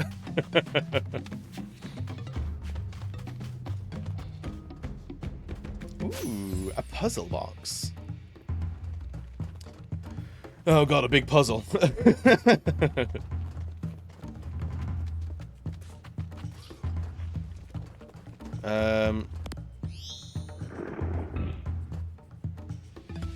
What does this do?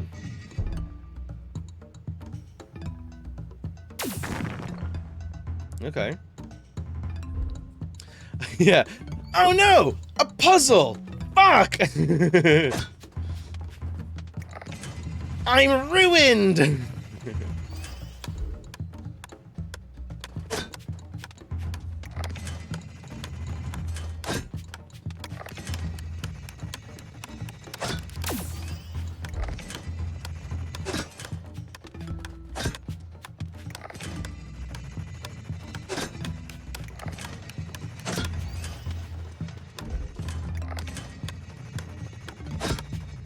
We blew it, man!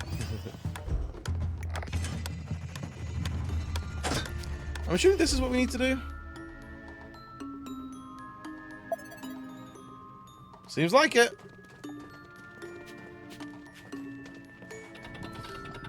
Hey, look at that. First time as well. Why did anyone warn me? I am shook, I am shaking, I'm literally crying right now. Crying, shaking, pissing, vomiting. I'm just a mess.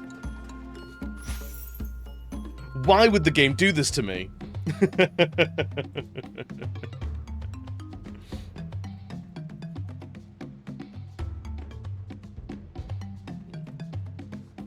Labour also has issues, not as bad as Tories though. Corbyn was talking about how Scotland can't have different legal system as too complicated than Starmer, not knowing 16 is the age majority in Scotland for deciding healthcare issues. Yeah, isn't Corbyn making his own party at the moment? Also, there was the news that 16-year-olds, 17-year-olds can now vote in general elections. I think that's fucking great. I love the prevailing stance on that. Like, is younger people being able to vote is great unless they vote how I don't like, and then it's bad. Children, like 16 and 17-year-olds are either great for the voting, for the health of voting, unless I disagree with them, in which case it's terrible. And it's like, what? That's not how that works.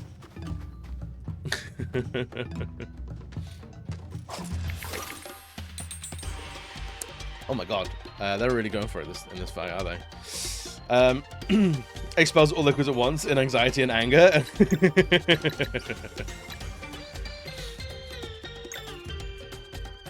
feel like a lot of English people don't know all about Scotland, and they then apply how they know England work to Scotland. Oh, fully, absolutely, yeah. Scotland isn't talked about. I mean, there's that whole, it's kind of a joke, but it's not really a joke, of, like, using Scottish money, like, Scottish, like, notes in shops in England. And there's the joke of, like, the shops will, like, I'm not sure about this, I don't recognize it, I don't think it's real money. And then there'll always be a Scottish person behind you going, excuse me, I think you'll find that's legal tender. And it usually accompanies a very, very poor accent.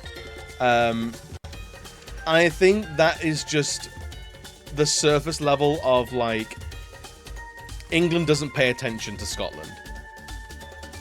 In the same way that, for example, America doesn't get European news.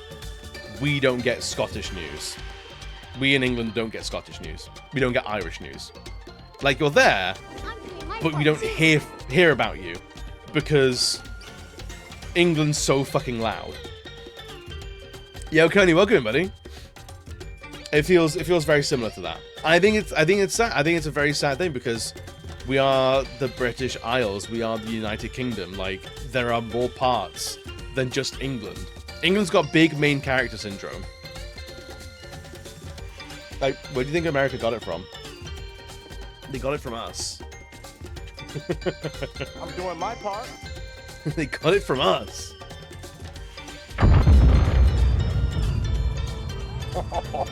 Fuck off. Tales of Marshall. Join me, Beardo. Play as a class that has no body and just transfer from body to body hopping to find something powerful. That's cool.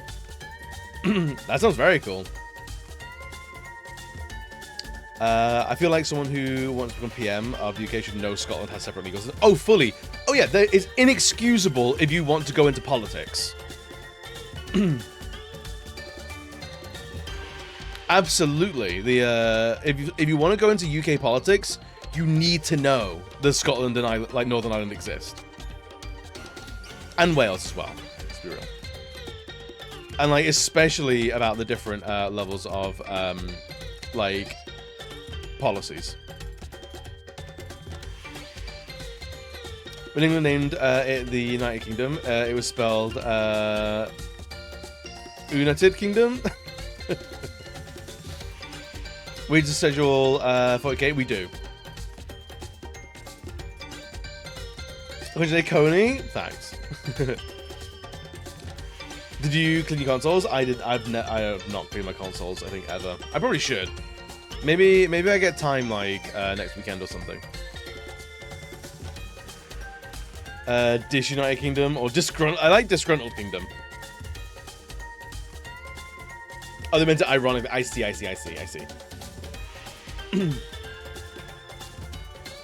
A 62-hour work week. Ugh, gross.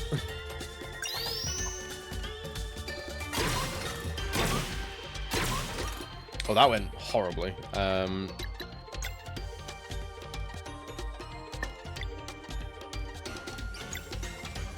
We can at least break that one.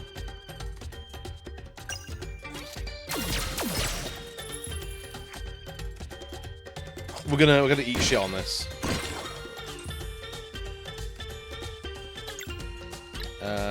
Bonk and fire to you, maybe?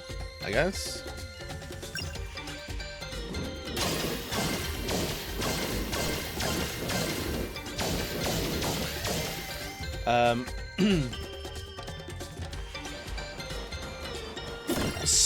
Spinny Wolf Boy, didn't like that. That'll be a bonus. I'm getting Ether 3 or Mafia. Oh, hell yeah, dude. I do like telling England and English people, but a few times when I bring up issues I have with UK, I'm called anti-English, and I'm just like, yeah, I feel like that's always it goes to it's you see it in like all walks of life of like if you say like, oh, I didn't like the voice acting in Final Fantasy X. Oh, so you fucking hate Final Fantasy X? You think I'm an idiot for liking that game? Like, that's not what I said. You know, it's like the people like to extrapolate to an extreme on something that is not an absolute statement.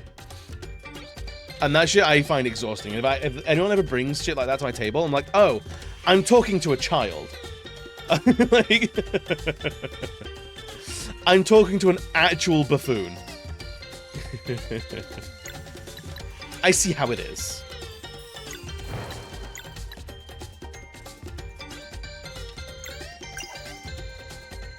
So I definitely see that in like,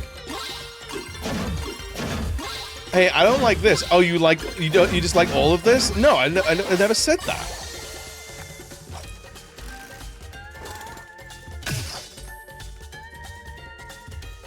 And you got Ether disc currently on sale on some shop here.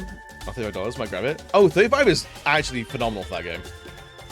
Those are the types of people that are incapable of recognizing the faults in their favorite stuff too. It's either perfect or trash. Yeah, I hate that shit, man. So you telling me not to play Final Fantasy X, got it misreceived? Yeah, that game is for actual racists.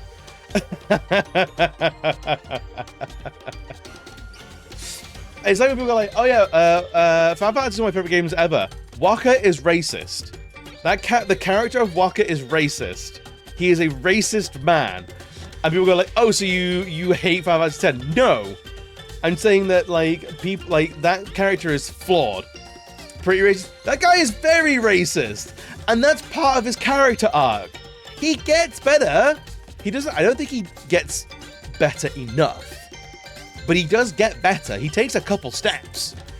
Like he recognizes it at the very least.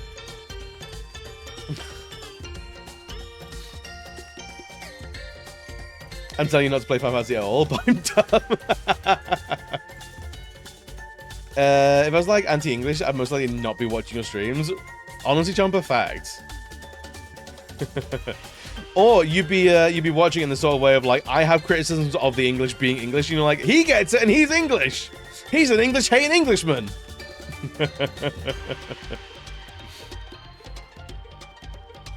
So you calling John DiMaggio the person a racist? Yeah, exactly. Actually, John DiMaggio didn't know he was being recorded when they took all the Waka lines. That's just shit John DiMaggio says in casual conversation. He just fucking hates the Albed casually. I love Wolfenstein. Imagine not playing it for hating on it. Because surprise, surprise, the main villain is racist as fuck. Crazy, right? So you're saying that it might as well be American History X? Dude, calling it American History 10 is wild. I love that. Final Fantasy X, American History X, same game. I'm anti-English, that's why I relegate all English people to being entertainment for you. Blue character standing on the hands is fucking wild here. They're an acrobat. Wait, a racist character within context of the story, or the character that is racist by the creator? That's two very different things, though, isn't it? I feel like that's like that's Waka versus Kingsley Shacklebolt, you know? One's racist with a purpose within the story. The other one's racist because the creator is racist. Mr. Bender Bending Rodriguez is racist? No, he's not. No, he's not. At least I don't think he is. But we're poking fun at the people, the misunderstanding of like when I say Waka is racist, he's voiced by John DiMaggio. And we go, if I say Waka is racist, we go, oh, you think John DiMaggio is racist? It's like, no.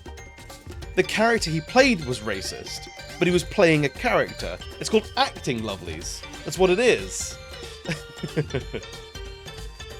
Because when someone says the character's racist, it can mean two different things. For sure, for sure.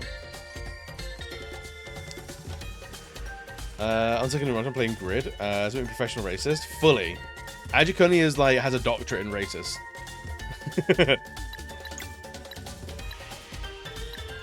Smack you. Someone's penning for a bending. I mean, don't threaten me with a good time, you know? Bender's is it racism? Feels like fleshbagism. And yet you cling to weakness. Don't you see the frailty of your friends dims your light? Are they really worthy of the power you wield? Shut up, Hot Valere. Having each other is what makes us strong. You can't divide us or keep your lies. Are you so certain? Is she so certain? Talk about poisonous. She wasn't talking to you. Maybe next time let me handle it. What? I just wanted to... It's always about what you want, isn't it? Hey, whatever, let's keep going. Damn, dude.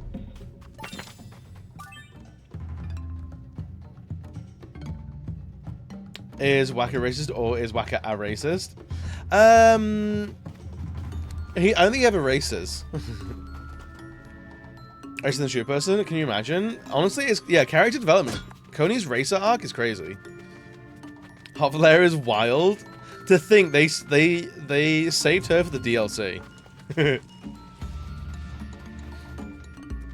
Futurama's a great show. Futurama is a great show. I have a lot of time for Futurama. Alright, what the hell are we doing here?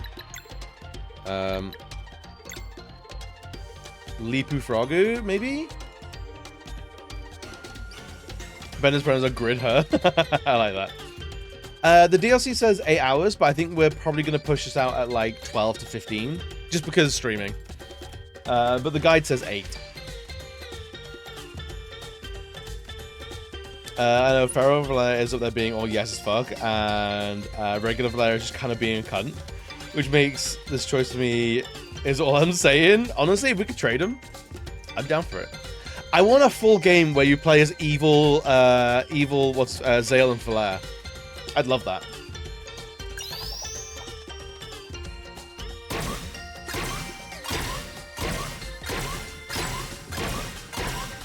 I think it would be the coolest shit. Give them their own standout.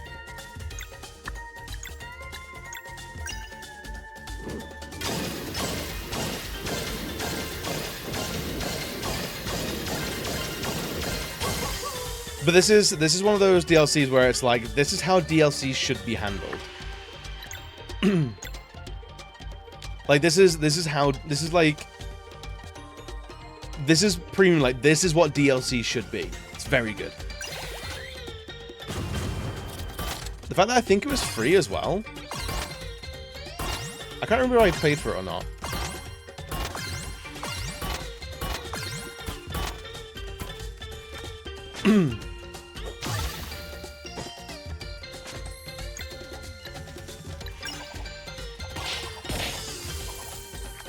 I think it was free. I think it's a free DLC. I'm not sure.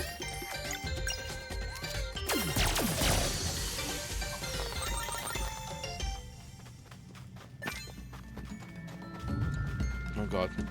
This is gonna fall apart, isn't it?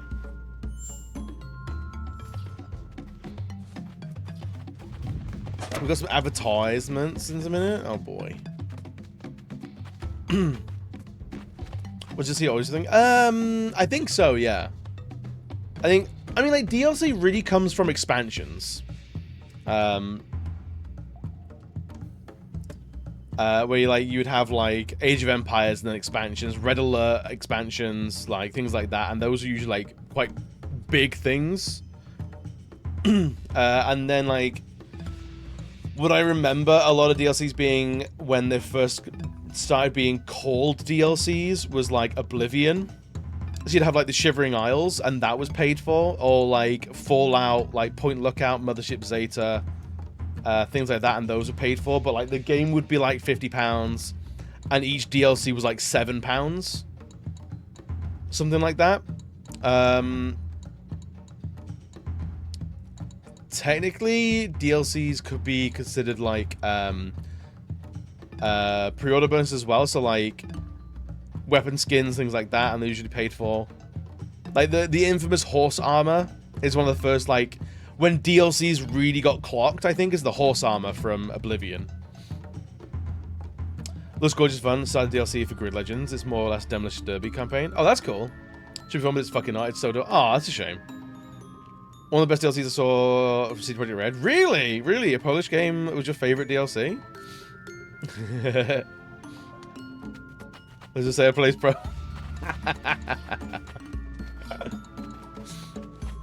Knew it. How could Coney? How could I not? You know I love you. You know I love you.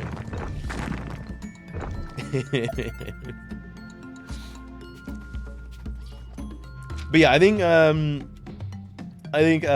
DLCs. I remember DLCs really being a thing in the PS3 360 era. But I know DLCs had been a thing on PC for a longer time.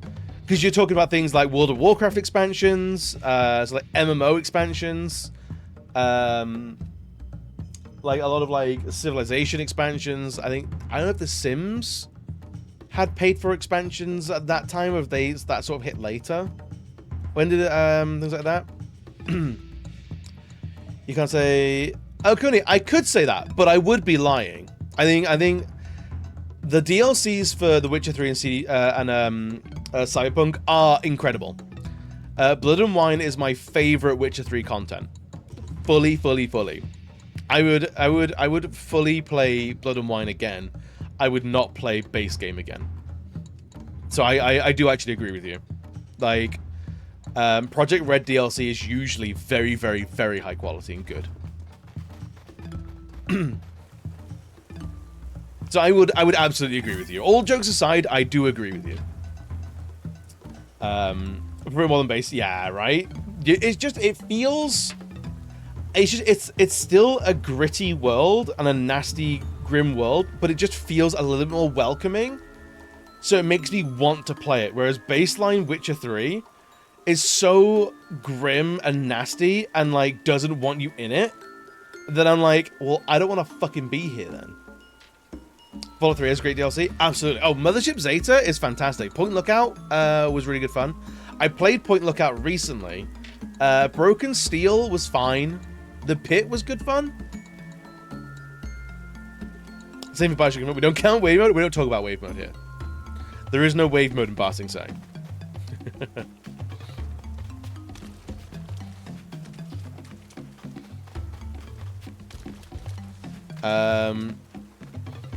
Honestly, I know, Cody, I know you didn't like it, but I think Undead Nightmare from Red Dead was a very good DLC.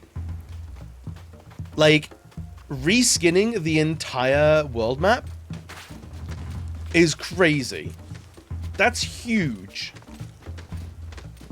In terms of scale, gigantic. So I think even if you don't like it, I think you have to at least give it credit for being big. Yeah, you probably executing game. That's entirely fair. And I think I like Undead Nightmare as a prologue more than the actual prologue. Truly. Let's see if we can leapfrog and break all these attacks. Yo, AB, what's good, buddy? That's AB story time on game dev. I love talking about game dev. AB, we've been talking about politics and like, not just like what people call politics of like things like that, but we're talking about like actual politics and like the political landscape and things like that. We've been getting into it today. So a bit lighthearted, like our favorite video games is probably due. But yeah, I think DLCs can be really good. They can really add to a video game and can be very healthy for a video game. But they can also be fucking awful. The game's had a good DLC.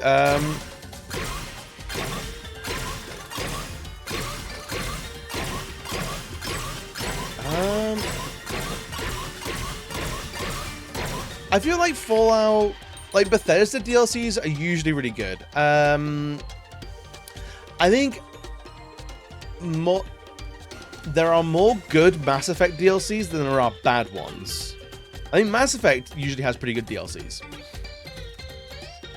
Horizon Forbidden Wilds, yeah. I think Horizon Forbidden Wilds DLC was good. Oh, Blood Dragon? Blood Dragon was a very good DLC. Yeah, I agree with that. Fully agree with that.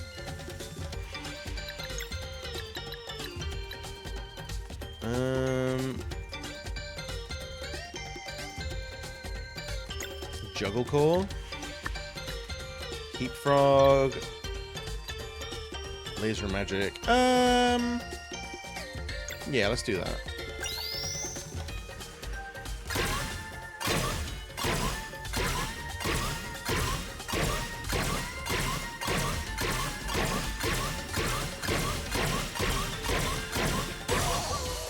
Yeah, look at us go. All right.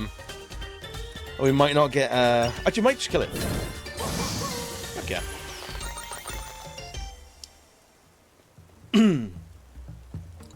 Can I have our Ballad of Gay Tony? I heard good things about. I heard GTA 4's DLCs were really, really good. Was it the Lost and the Damned was apparently very good as well. And I heard Ballad of Gay Tony was good. I bit my tongue then. But I've not played them myself, so I couldn't say personally. Left Behind was awesome as well. Not really scrolling my list. Honestly, I could scroll my list as well. Let's have a look. See, ones I've actually played. Let's. Who's that Pokemon? It's Pikachu! It's Pikachu! Yeah, that was good, buddy. Completion 100%. Yeah.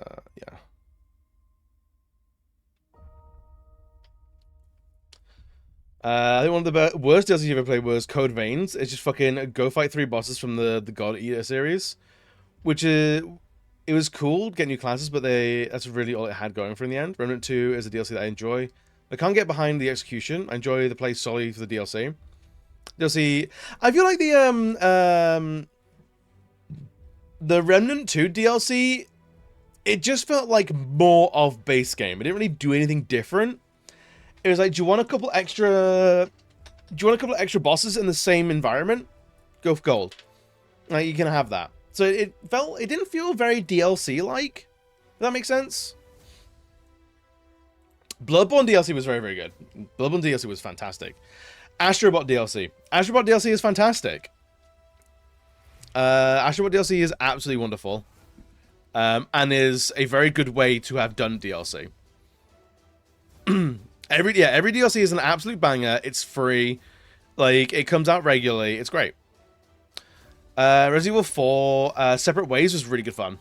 The Resident Evil 4 remake actually had very good DLC. I really liked the Separate Ways DLC. It was really good fun. Wasn't there an Elden Ring DLC that was just an entire game? Yes. Yeah. It was Shadow of the Erdtree. Yeah, I've heard good things about that. RE7. RE7's DLCs were actually very, very varied. Quite endearingly so.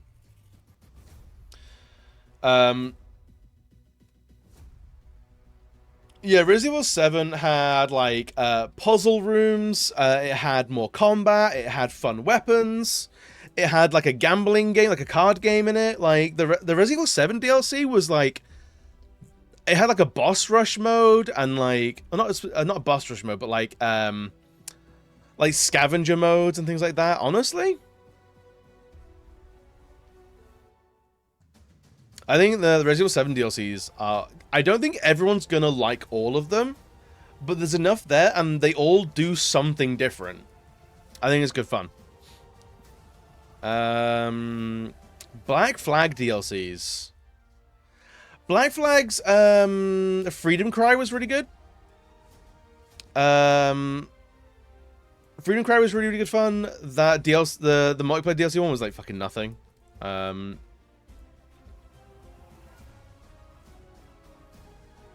Borderlands DLC was fucking dreadful. Vampire Survivors, the DLC is...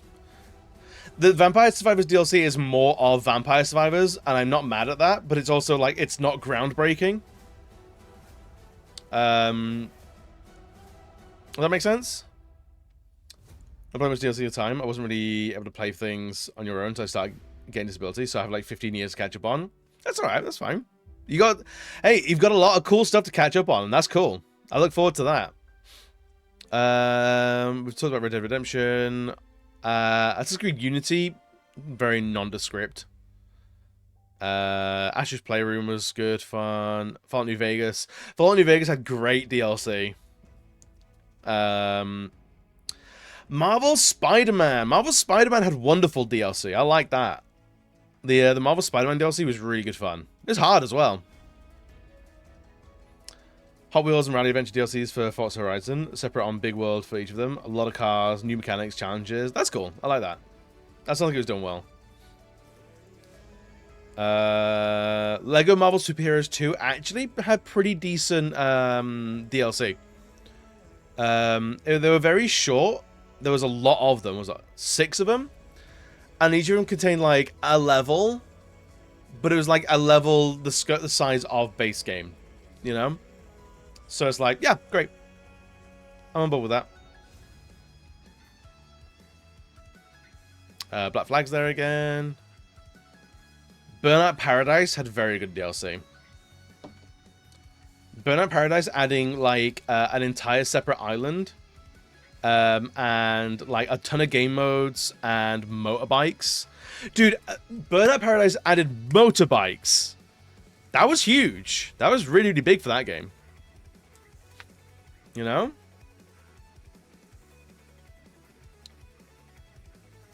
Little Planet. Little Planet was very good for DLC. Yeah, I agree with that. Minecraft? Actually, Minecraft. Love it or hate it. Minecraft as, like... Minecraft is crazy. If you compare base game Minecraft to, like, new... it's like how it is now. It's really different. It's overrated as fuck. I passionately disagree with that.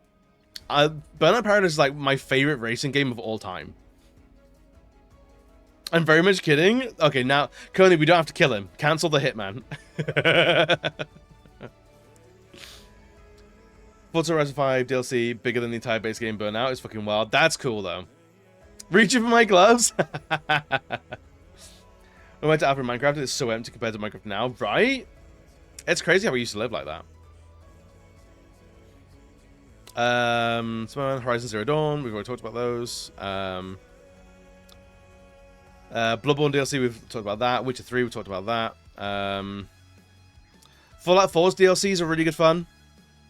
Dead Island 2 DLCs are wild. Hell yeah. Skyrim, we've already talked about. That's like most of what I've done. Yeah.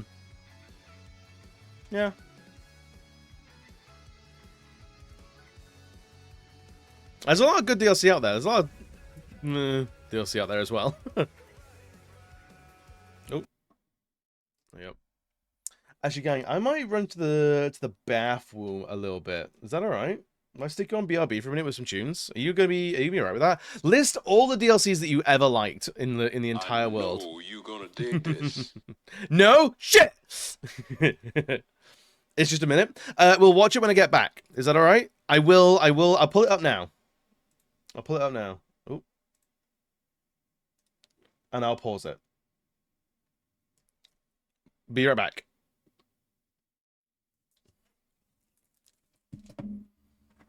Choose your fighter.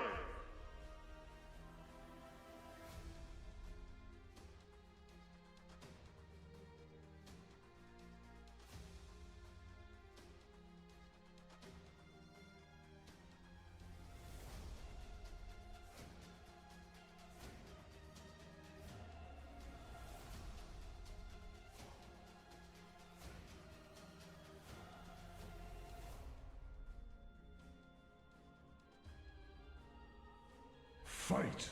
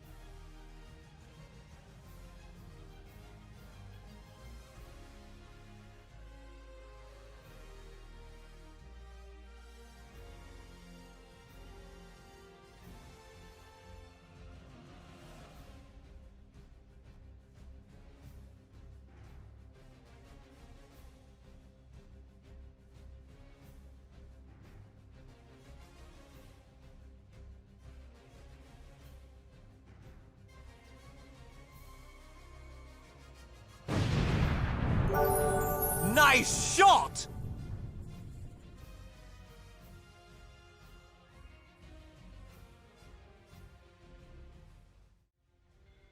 Hey yo! Hey yo! Thank you for the resubs, dudes. Rumo, welcome, buddy. Happy this many months. Can you believe it's almost been a year?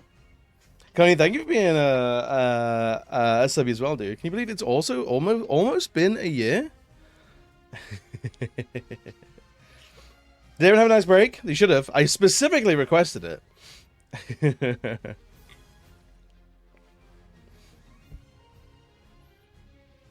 Bio, welcome, buddy. It's good to see you, man.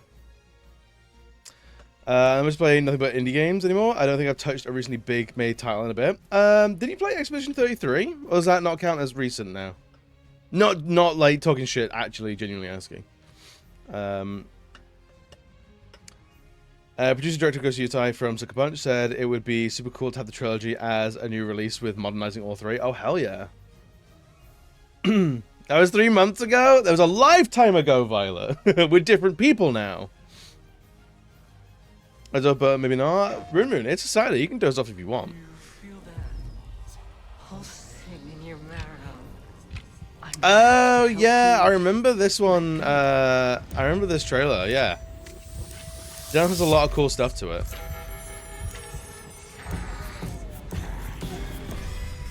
Lately's a 2-year window. I think that's fair.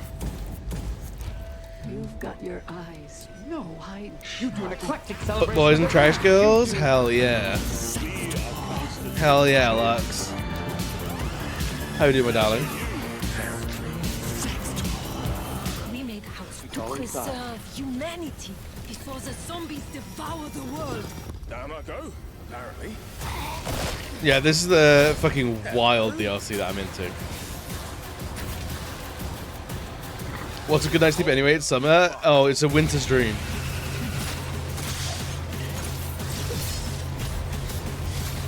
I would say, if I say I haven't played X or Y in a while, I would mean like 6 months to a year. I think that's what I would genuinely use myself. But I'm not mad at like 3 months or 2 years. I just might change that. Honestly, fair. I get little twitchy fingers. That's cool. That's neat. DLC is SOLA, Music Festival, and Wild Stuff. Yeah, I think I might do the Dead Island games one day. I played the first one on PC for a little bit. It was good fun. I liked it. I just never stuck with it. I don't know if there was a proper reason why. You know? Whoop. Do that.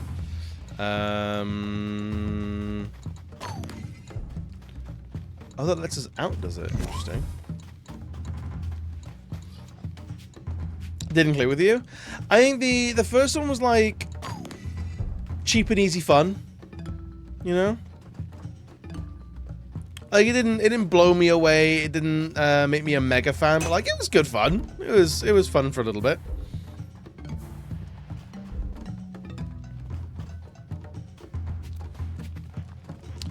I don't know why we'd want that here.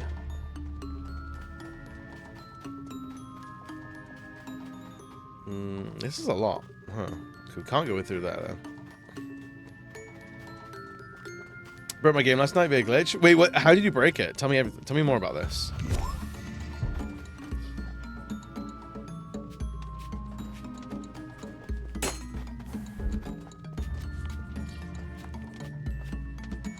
Huh.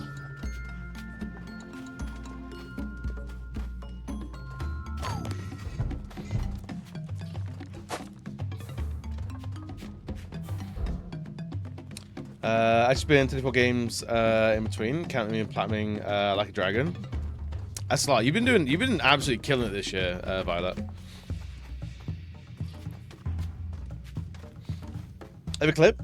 I just like description is fine. It's only like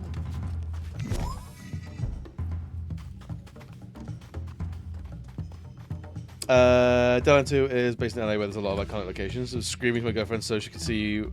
We were blasting and cutting zombies left and right. I like that. That's cute. Oh, I see what we're meant to do. I see.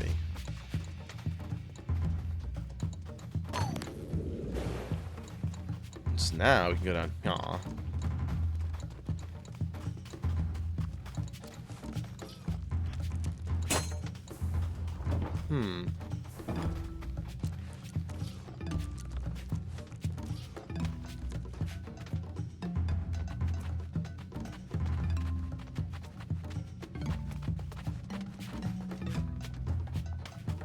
Okay. Can we get back? Not that way? I don't think we can we? Oh, no, we can.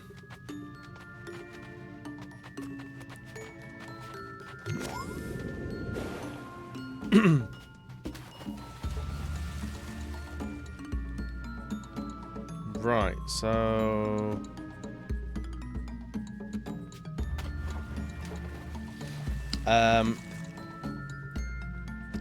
Further the floor into space and time at the beach, and then pass by the dungeon 3 times before landing in a wall. That sounds amazing. So you fell through the earth. I love when that happens. It's so silly. Okay, so this needs to definitely be here first.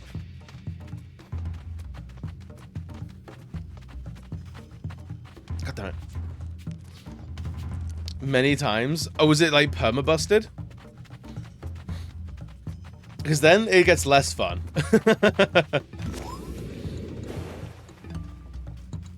Then it's much less fun.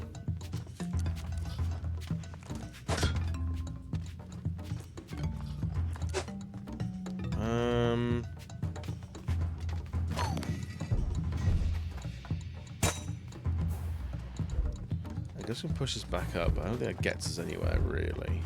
No.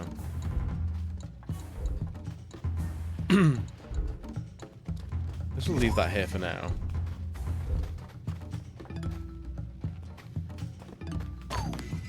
Where's this thing? Can we pick that back up? We can't. How strange.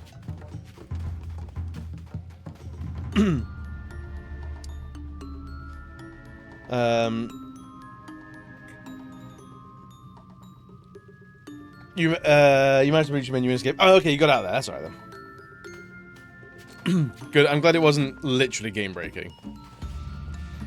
That doesn't matter. Ventil's crazy, like terrifying.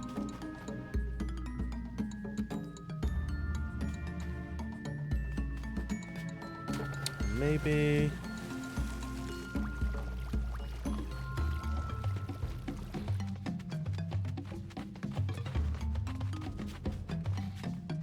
No, it's we need that thing again.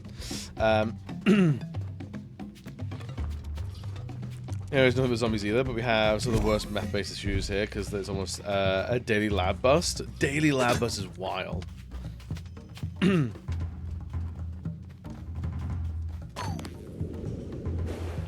have no idea why. A lot of it is vulnerable people being preyed upon. A lot of like mental illness not being recognized and treated properly.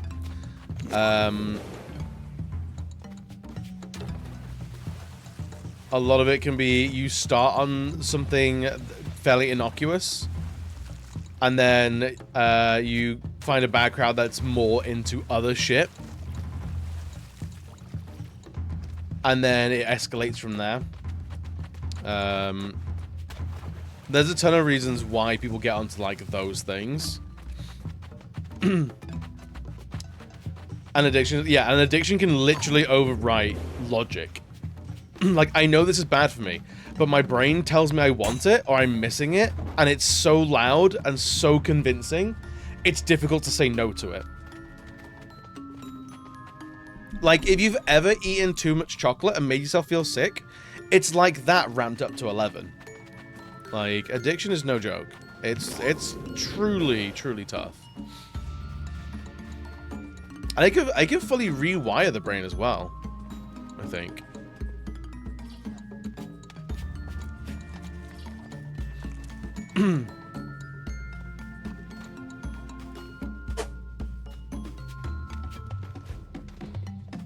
How do we get back across here? Oh yeah, I remember now. Yeah, this is how we get the thing.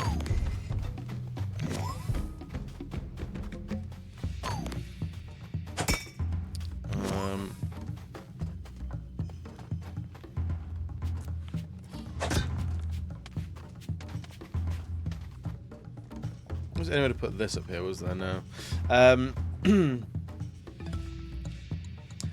That's what people want: caffeine a lot and sugar and fat and salt. Excuse me. Yep. Yeah, our brains tell us they want it, and like we are, if nothing else, we are slaves to our brain. It's very difficult to tell the brain no.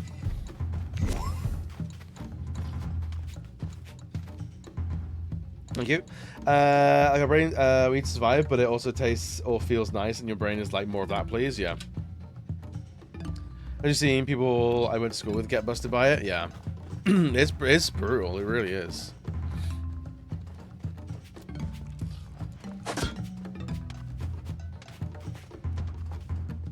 Right. We need to knock this block loose, and I'm not sure how we do that.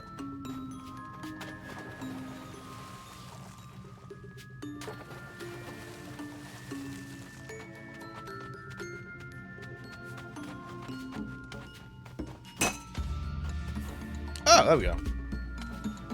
We nailed it.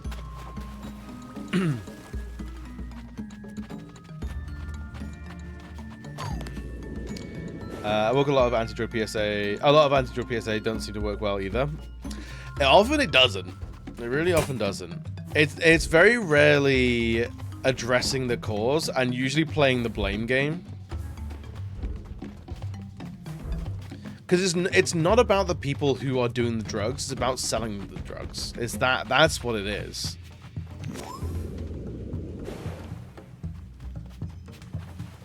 And that's what's very difficult to articulate to people who don't understand it. And it's why I think decriminalizing drugs, but enforcing criminalization of production or distribution of drugs is the important thing.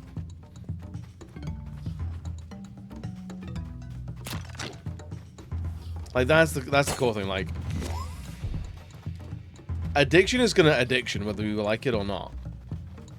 But if you can safeguard people from being addicted in the first place, that's where it is. You have safe consumption rooms, you see? Hell yeah. We have a needle exchange in Gloucestershire.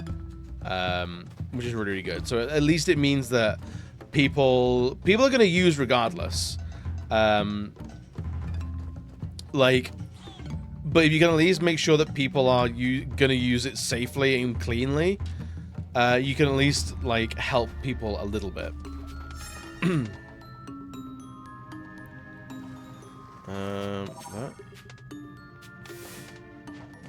That. Uh-oh. It's Berlin Zoo. We felt so unsafe. That's brutal. Lots of drug dealers, people on something, police and firearms, yeah. And like, I get people being scared of addicts because like there is also the side of addiction of like people will go to extremes to satisfy an addiction because it's an itch that just needs scratching so strongly that it drives people to extreme actions like robbery, assault, things like that. And I completely understand and I completely sympathize with people don't want to be victims of crime like that. It's entirely fair. But the root cause is always the distribution and the production of drugs. Like, selling drugs is the problem. Like, there are millions of people out there who would be some of the worst addicts out there, but because we abstain and don't go near it, or we haven't had people in our lives that have pushed us towards it, we're very lucky that we haven't ever been tempted or we haven't sought it out, you know? We haven't accidentally. Like, I know a guy who shot up with heroin at a party and left in a bath to either vomit and die or become an addict. Like, that was something that was forced upon him. He was at a house party. He was drinking alcohol, nothing else. And the wrong people were around at that party. And when he was unconscious, they shot him up. So he now has to deal with that for the rest of his life. And, like, he hasn't used in a long time, long time. But, like, he will always be an addict. Like, it never goes away fully. And that's... What his crime was, what? Going to a house party with people he thought were friends? But that's not an uncommon path to becoming an addict. You get them off by having them use less of a time. It's how a lot of people quit caffeine, yeah.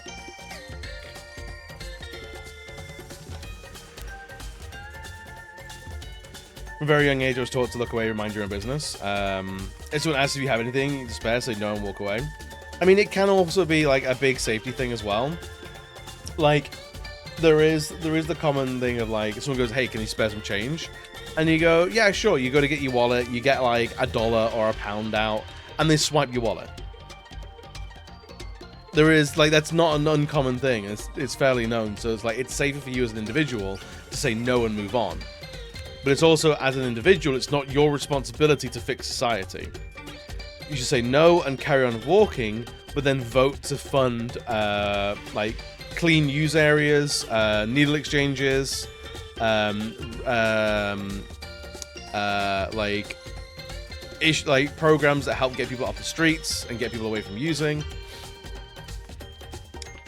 So yeah, so absolutely protect yourself as an individual, as a private citizen, but vote in a way and campaign in a way, protest in a way that encourages systemic changes that help support people who are dealing with addiction. You don't know if it's going to be violent. Yeah.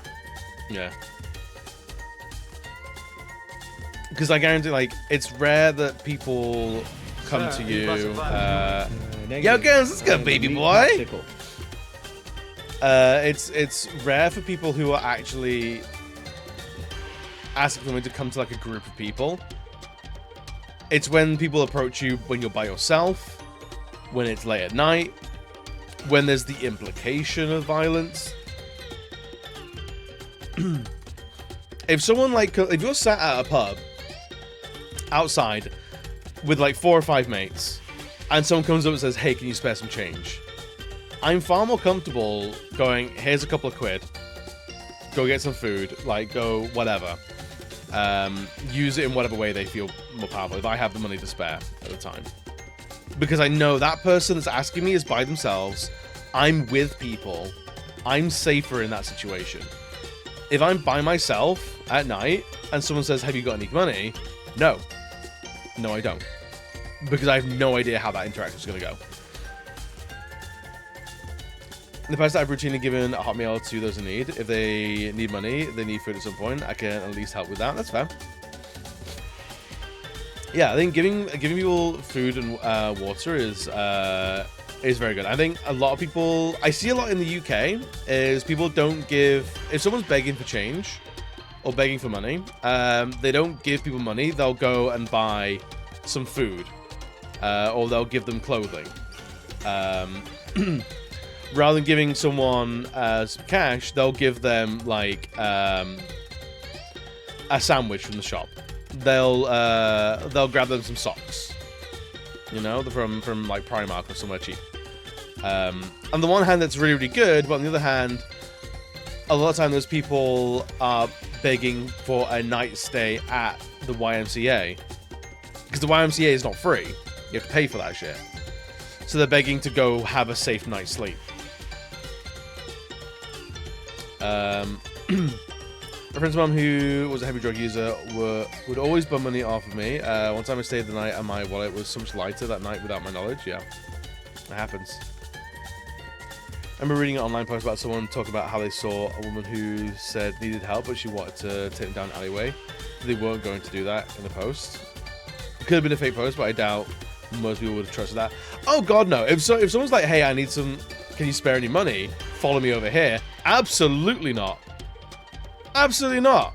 Like, I can just hand you some coins in the middle of the street. That's fine. We don't need to go to an alleyway for that.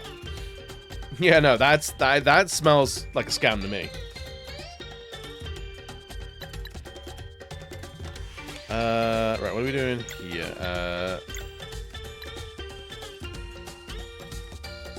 Yes, let's do that one.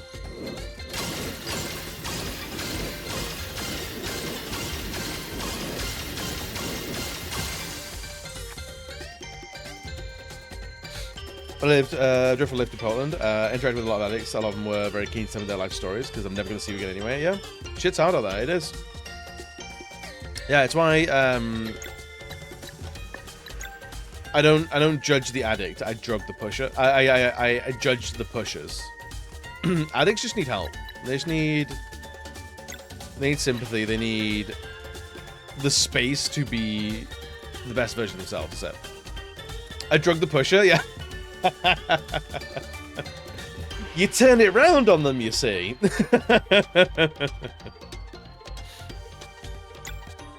Big brain, big brain.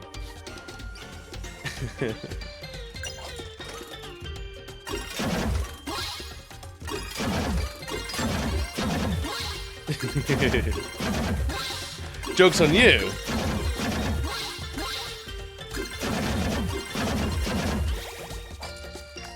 Crack bomb.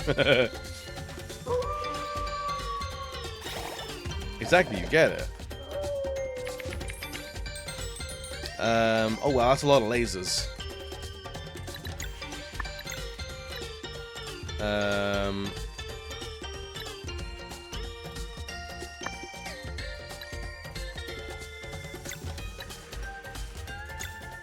Oh, we can do that. Kiss me, Jones, or it means you hate me. It's true, it does. If you're not smooch your Lux.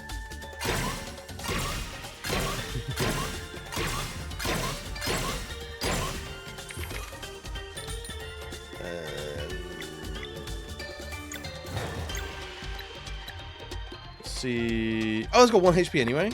All right. What are the walls weak to? Lasers. Okay, so. Yeah, whack. Hey, most people, you're not one of them. I like people to at the end. They're trying to live the life while they can. Main situation, of course, is keep yourself safe and making certain that. Bloody hell is this? Yo, Becca, welcome in, buddy. Don't tell me this is meant to be me. Keep yourself safe and making certain that you're not feeling it even deeper to where you're stuck in the loop too. I think the whole like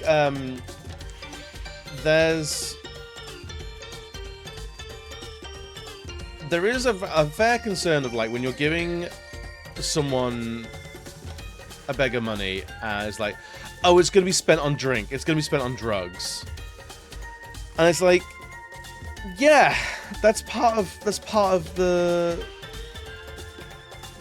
addiction.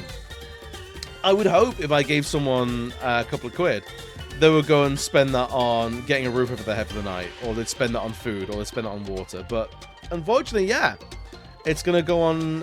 It's gonna go on their dependencies, and it's like, if they don't get it, they'll get it from somewhere. They'll get more desperate. And it's like, they're not to blame for it. Punishing the addict is like blaming the ghastly, not the arsonist. Facts, yeah. I suppose I weird and wonderful, but Pillars of Eternity 2 had a character class where you learn songs and then you had to weave different lines from each song in different combos to make your own songs with unique combo effects. That sounds cool. Pillars of Eternity 2. Am I familiar with that game? I don't know if I am.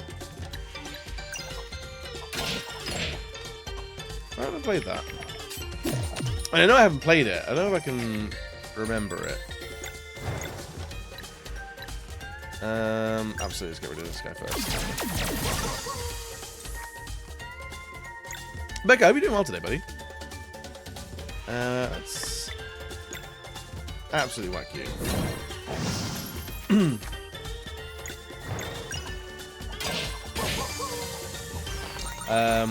Just don't you know, become the hit me up guy when they'll see you and ask for more each time. yeah, the routine, the expectation of long-standing like things like that can be tough. Like, hey, unfortunately, I got nothing for you today, buddy. Ontario Tory fucks removed safe injection sites and totally unexpectedly and not told them to buy every expert. Drug health and drug crime went up. Crazy how that happens. Most gripping story I ever got from someone was from someone who had nestled herself into the life of an addict because she was an addict and had a daughter. Got clean for her daughter, and then her daughter got taken from the world, and now she's totally lost in the addiction and no signs of escape. That's heartbreaking. That's heartbreaking, but it's also, I think it's a good lesson of like doing it for someone else is really tough. Doing it for someone else is really hard.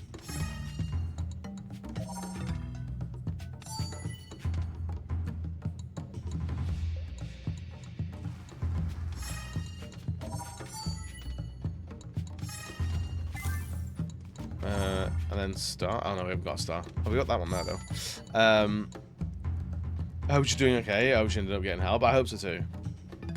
It's tough when you do it because of someone else. Deferring the responsibility onto another party removes the onus on yourself to deal with the issue. Yeah, like I think like it's a good first step, but it's not a sustainable thing. But also this becomes very much like preachy. Like we're not the ones dealing with addiction like that. Like you do what you need to when you can in order to just survive, honestly. We're also thinking logically, yeah. We're not first person thinking from the addict's point of view. You're doing good. You've been sick for a while, but doing much better now. Oh, dude, I hope it wasn't too serious. It wasn't something horrendous. I'm glad you're doing better though. I'm doing good today. I'm doing good. We're not in the throes of addiction. No. Correct.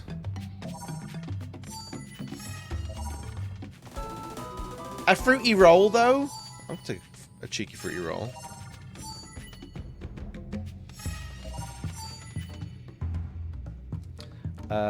It's much easier to see the forest for the trees when you're not in the thickest, the darkest parts. For sure, for sure. Ovaries been trying to kill you? Oh, dude, fuck ovaries, man. I'm glad you're doing okay now, though. Yo, Winner, welcome, buddy. I'm extremely fortunate that I didn't fall down the addiction hole. I was knee-deep in drug usage back in the day, and I don't believe in luck, but I was able to get away from it without repercussions. That's good. That's good. Honestly, Violet, I'm glad you're here for it. What was the entity with the fork in 9? 8 people? That was Blue Mage. Basically, a reskinned Blue Mage. I've got a few stories from my teaching days that, yeah, I'm not gonna get you all that sad. It's when you grow up and you realize, like, the kids that got bullied because they were, like, stinky or they're smelly or something along those lines, like, they were stinky and smelly for a reason. I blew it. Like, the way kids get judged, those home lives, all right. Yeah, no one wants to be a smelly kid. Yeah.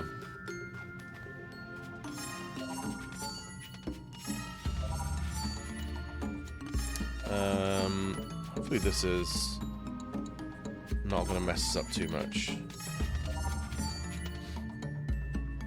I tried weed one time. Drugs ain't for me. I think I've had, like, honestly, in terms of drugs, like, outside of, like, alcohol, nicotine, things like that, like, I've had, like, 3 tokes on weed. I'm like, I think I could have gotten more into weed, but the people that I knew that were smoking weed at the time were the most irritating fucking assholes ever. I was like, I don't want to be around them.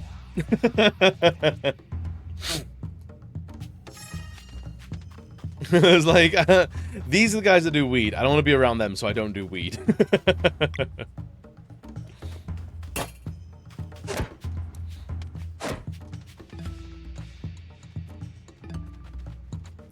Blue Mage is pretty standard things to Final Fantasy. I thought it was a little more different. No, I think Quina ate creatures and then gained an ability from them, more or less. I also don't like weed. It has the complete opposite effect. Jesus Christ. I know you. So, Lux, I know you. You vape CBD. I don't know if there's. I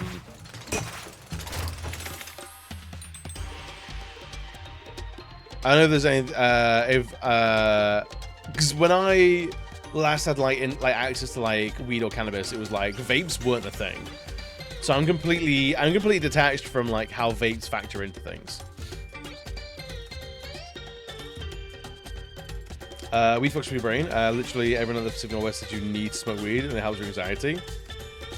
Come to find out, weed is a non-starter for DPDR, depersonalization, derealization disorder. Right. Do not give an extra push to stevia. Weed does stink, and weed is still bad for you, but not sure why people say it isn't like inhaling smoke, isn't good for your lungs. Yes, I think people say that weed isn't bad for you. I think weed is definitely better than alcohol, by and large. But alcohol is so much more normalized. Can't get high for weed anymore. It's actually what pushed me away from it, because we'd be sitting in a circle of friends, and by the time we're done, I'd be like, did we take the same shit? A lifetime of being told to do the thing, and then finally understanding why it doesn't do it for me. What it seems to do for everyone else was such a moment.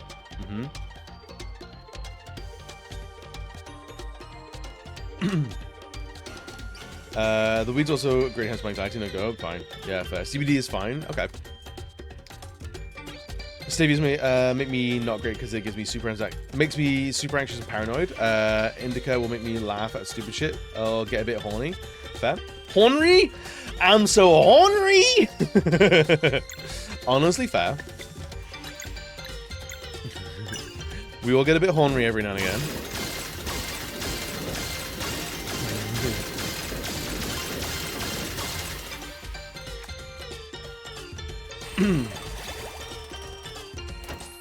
I'm like, I'm fine if people want to smoke weed. I just feel like saying it won't cause health issues is a lie. Oh, for sure, yeah.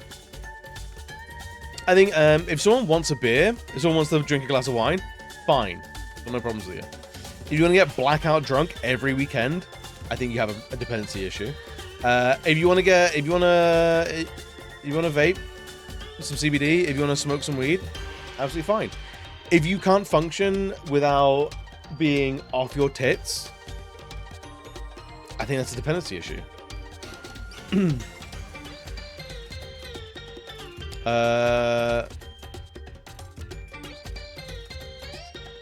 can't get addicted to weed. You can get addicted to eating Taco Bell or having soda or gambling or sex. You can absolutely get addicted. Oh, for sure. Yeah. You can get addicted to anything. Sometimes the antidepressants make the PP not want to do things. A little vape changes that. I think that's a fairly common. If anyone's ever been staring down the barrel of going on antidepressants, I think the libido death is a huge thing that people have to deal with. Like, sex drive can just be like driven off a cliff on some antidepressants. It did anything and everything. Yeah. I'm in sex reverse.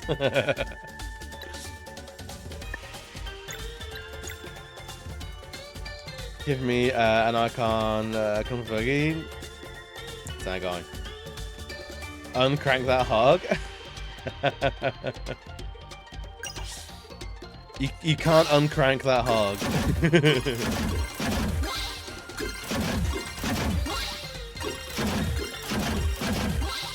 But no, it's a real thing. Like, I think that's part of the thing that we were talking about before. Like, in like men need feminism to talk about things. Like, anxiety can make you not be able to come. Like, antidepressants can make you not able to climax. Like, you can be in your own head enough that like sex is not what it needs to be, or like what it should be, or what you expect it to be. Like, it's not weird. It's not bizarre. It's not like taboo. It's just. Sex is complicated. Like, your brains work in very complicated ways, and sex can be a difficult thing for some people. And not even just the acquisition of sex, not even just the orchestrating situations where sex is now going to happen, but the process of sex can also be a very difficult thing to navigate. And it's not even just when you're dealing with another person.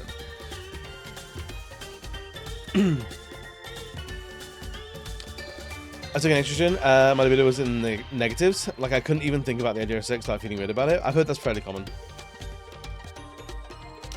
What do antidepressants actually do? Because from what I've seen, people who are on them dislike them.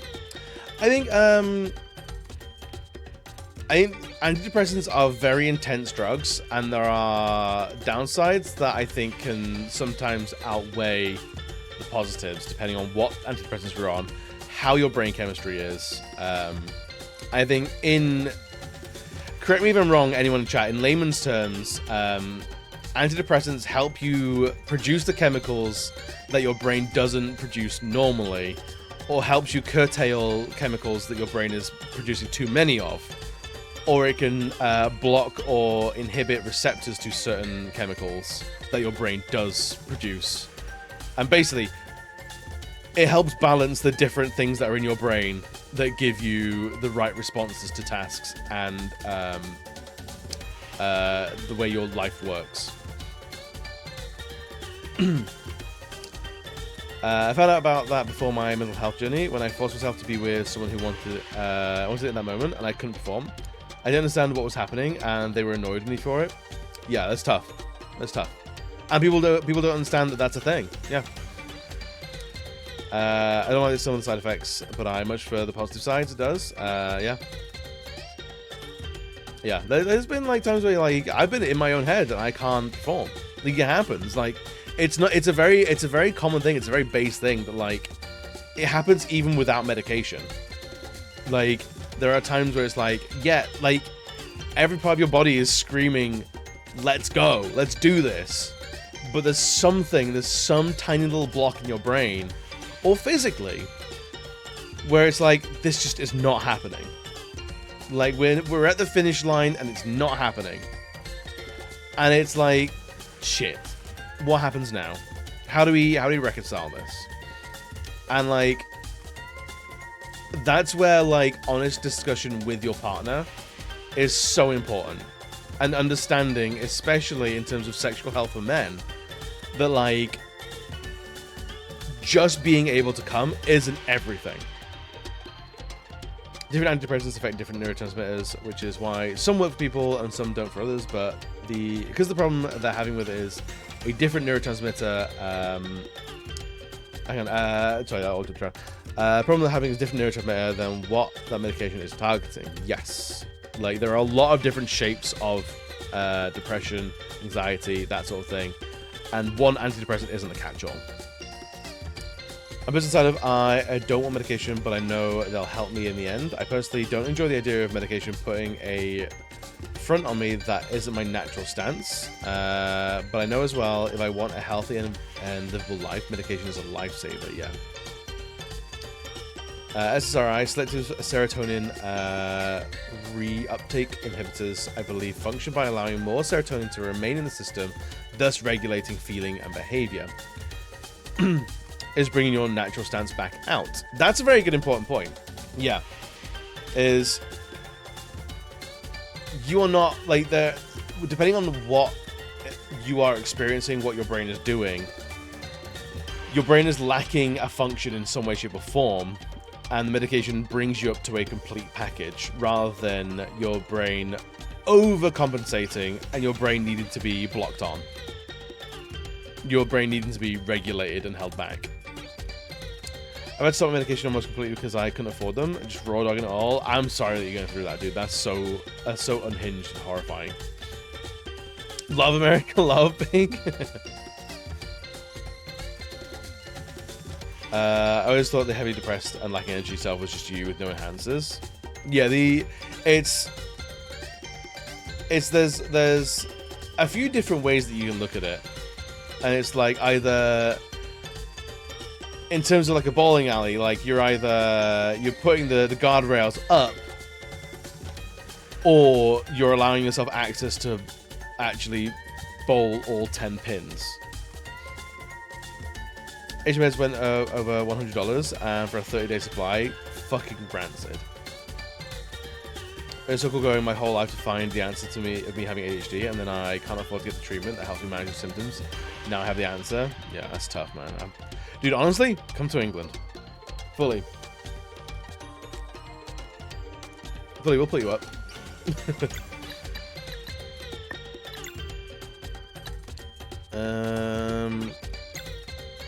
do that.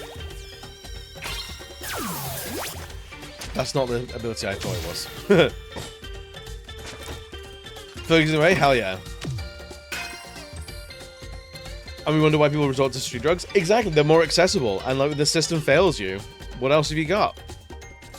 If I can't get what I need through legitimate channels, I'm gonna get something that might help through illegitimate channels. The thing is, a good doctor will talk you through the side effects. A dealer won't. Basically for capitalism again and forever, forever and forever and forever. What am I even doing here?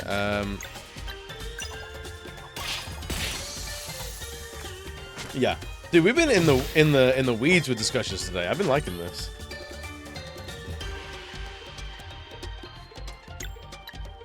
Let's try and get rid of this one.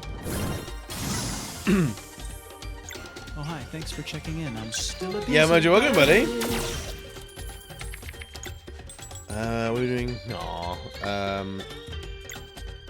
60 damage. We can do that.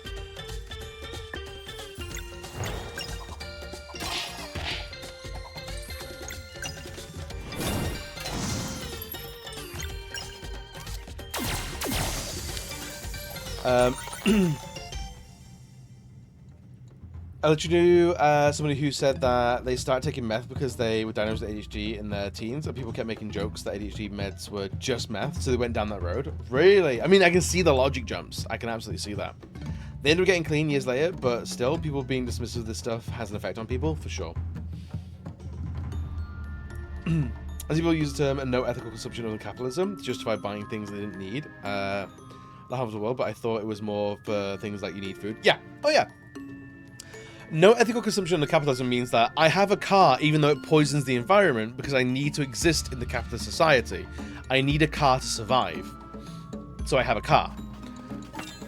I buy fast fashion made in sweatshops across the world because I need to clothe myself, but I can't afford clothing from ethical sources.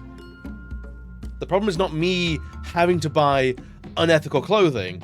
The problem is that the system forces me into a position where I can only buy unethical clothing.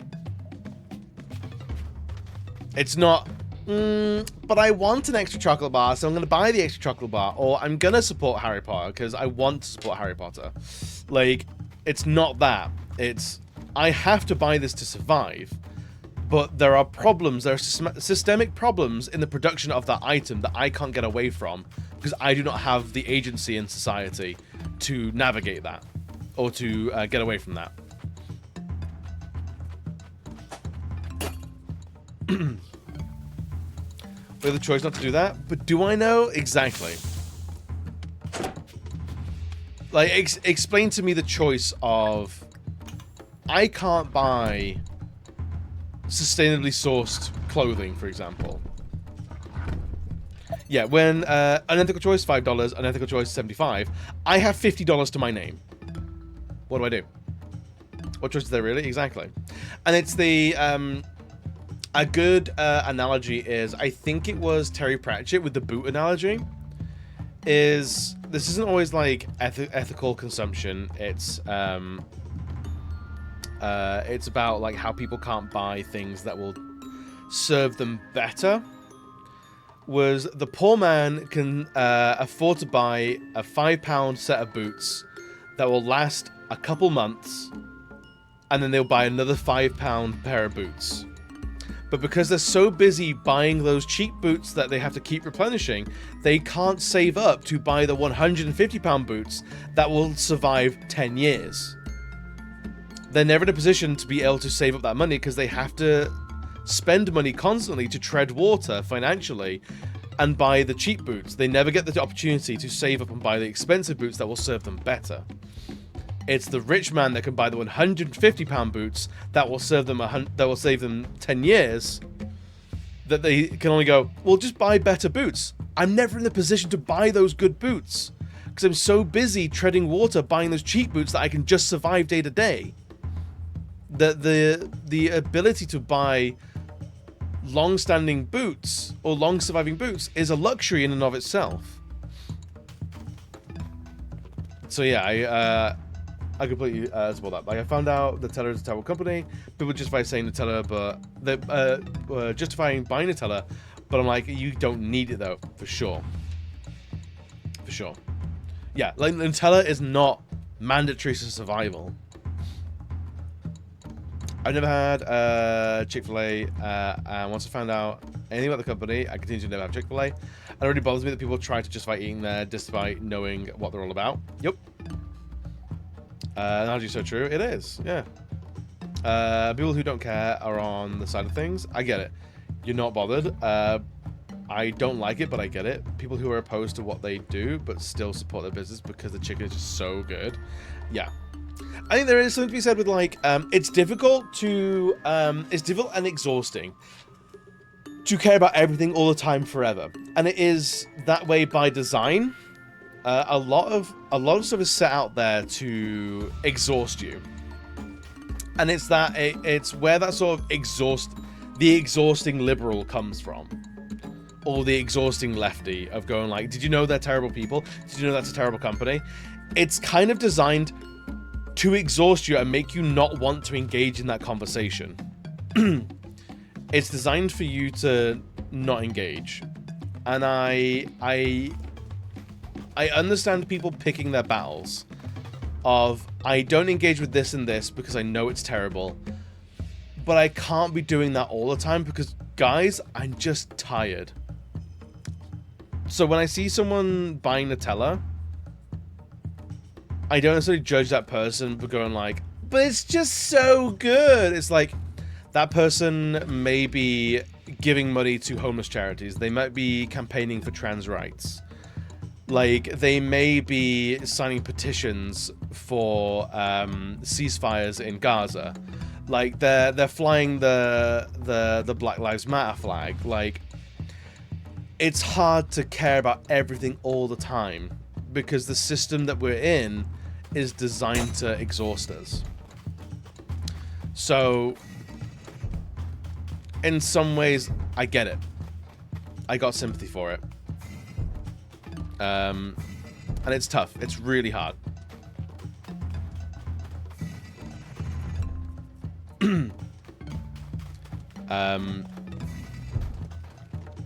As a society, we're so goddamn exhausted. We are. I think it's when people say like, "Hey, this is a problem," and people go like, "I actually just don't care. Like, the chicken's too good." I'm like, well, that's an inarticulate way of articulating your position.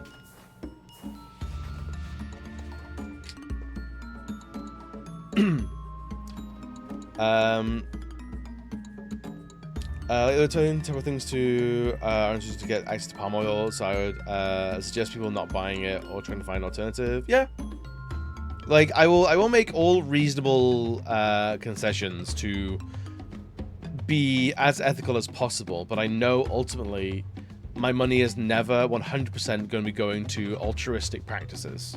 It's just not. But I'll do what I can when I can. I will donate to charity when I have money to spare.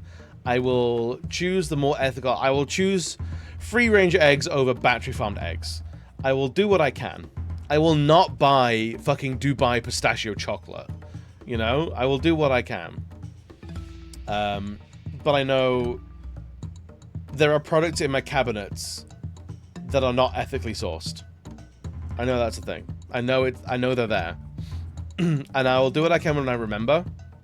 But I know I'm not perfect. I know I'm not going to be aware of every struggle in the entire world. Because we're actually not designed to accommodate that. We're really not. That's why we're tired. But it's about treating people with a little bit of kindness, a little bit of patience, doing what you can when you can. And when someone brings something up, to not go, "Ooh, fuck, you can't do anything anymore." It's like, okay, cool. In this situation, do I have the capacity to make another choice? I never thought we'd be in such a state where we have to try and teach empathy, right? We only have so many fucks left to give. It's hard knowing. I think the whole we only have so many fucks left to live, fucks left to give is tough.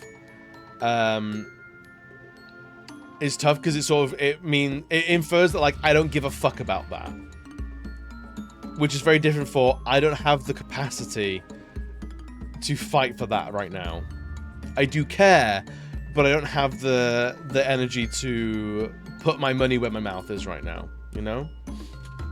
There are far too many struggles in the world for us to hit every single one. Yeah. And like that's why like not all charities hyper focus. And that's why we have lots of different charities. I don't have the spoons to devote to that battle is a great way to put it. It's why we have different charities. Like charities aren't just like blanket make the world good again. Like make world good. Fix problem. Like, charities do very specific things because they're very complex issues that if they were easy fixes, they wouldn't be here.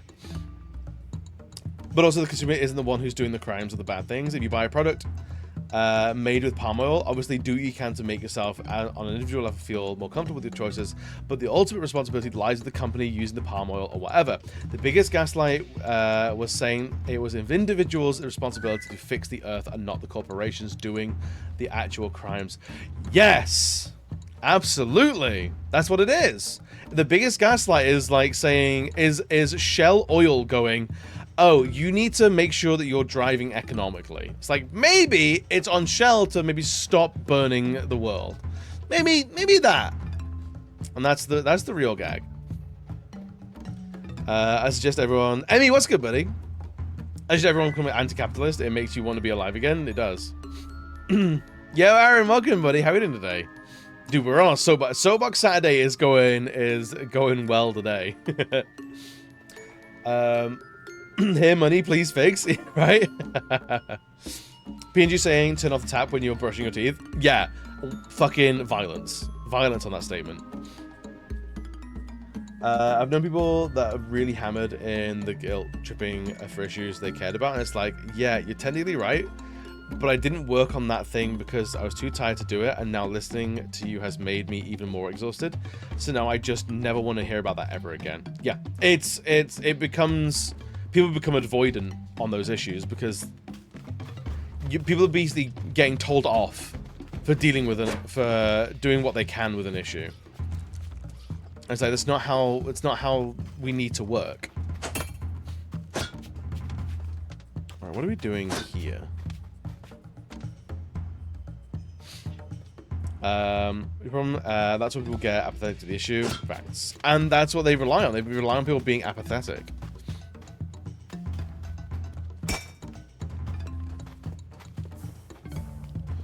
What are we meant to be doing here?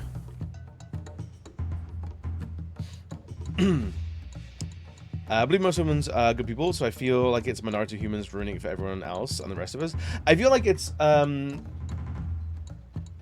humans generally are good. I believe that. It's...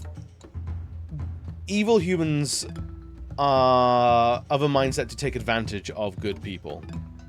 Like... And that sets them up to do increased harm. Does that make sense? Like, people who are comfortable doing bad things are much more comfortable putting themselves on top at the expense of good people. And that systemically gives them more leeway and puts them in a position where they can now do more harm. It's that old adage of like, anyone that seeks power shouldn't have it. Right, what is this challenge? Oh, they're the other way around. Absolute power corrupts, absolutely. Yeah, pretty much.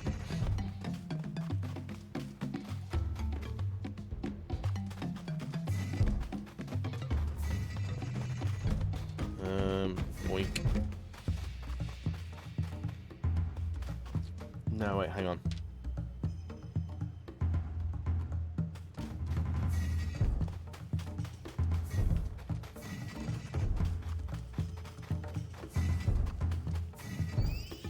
There we go.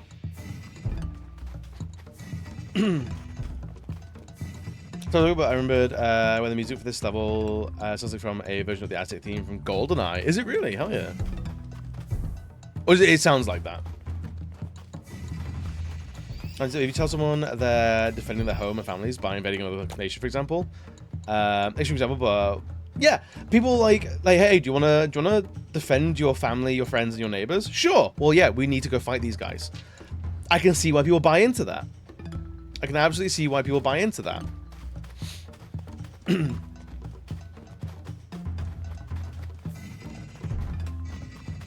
Okay, now we're making progress. American self-defense laws which place property value over human life value. How fucked up is that?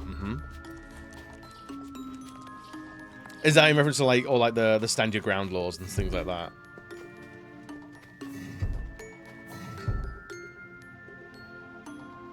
Yeah, the stand your ground laws are wild. Like, I need to defend my home and my property so much that I need to remove people from the earth. Like if someone like breaks into my home, I'll like grab a bat. Like, I'll defend my home, but like, am I willing to take a life? No, dude, take my TV. I don't want that on me. Like, my TV's not worth that. As in, you have to be proportional. Yeah. Yeah, if someone breaks into your home, you can't just go scorched earth on them. You go, well, here I go a killing again. It's like, yeah, no, you're not allowed to do that. That's still like cool motive, still murder, you know? What are we doing here? Is that one everybody? Joker Core? No. I literally have so much shit. Literally, I'm a hoarder. Please take. I have some pot vinyls that are still hanging around. Please take those. I don't need this. I don't want it. Please free me of this. Rummage sale at midnight. I like Rummage by midnight. I think that's good. What are we doing here? Leave off targets, dealing laser damage. No, we need fire damage on everything. A lot of bonk everywhere.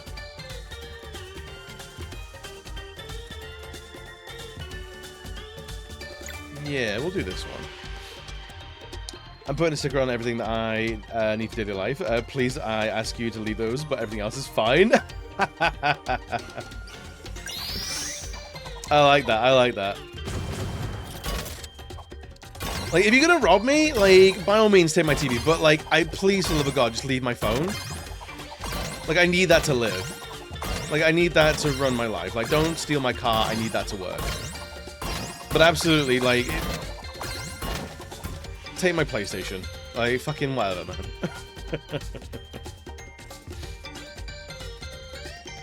man. The amount of times I've seen American news of people go into people's doors in the US of any reason, and just the person to open the door shoot for no reason. Yeah, like gun violence in the US is, I don't know if it when you're in the US and you think of it, and you don't have a worldview of what life is like outside of your own country. I think this goes for like any country. Like, when you don't know what the global platform really looks like, you don't know how not normal gun violence is. Like, it's fucking wild. Like, the way that the rest of the world works, or like how some countries work compared to the US. I know, like, no one's clear of that. Like, the UK has things where, like, you travel and you go, like, really, we do it like that there? People look at the UK and go, really, you do that? That's fucking insane. Are you kidding me? I need these two guitars, my computer, but everything else is fair game. I can replace those? Yeah.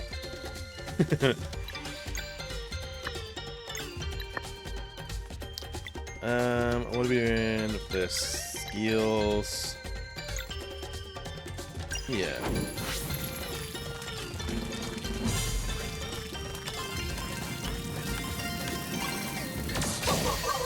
Oh wow, that worked.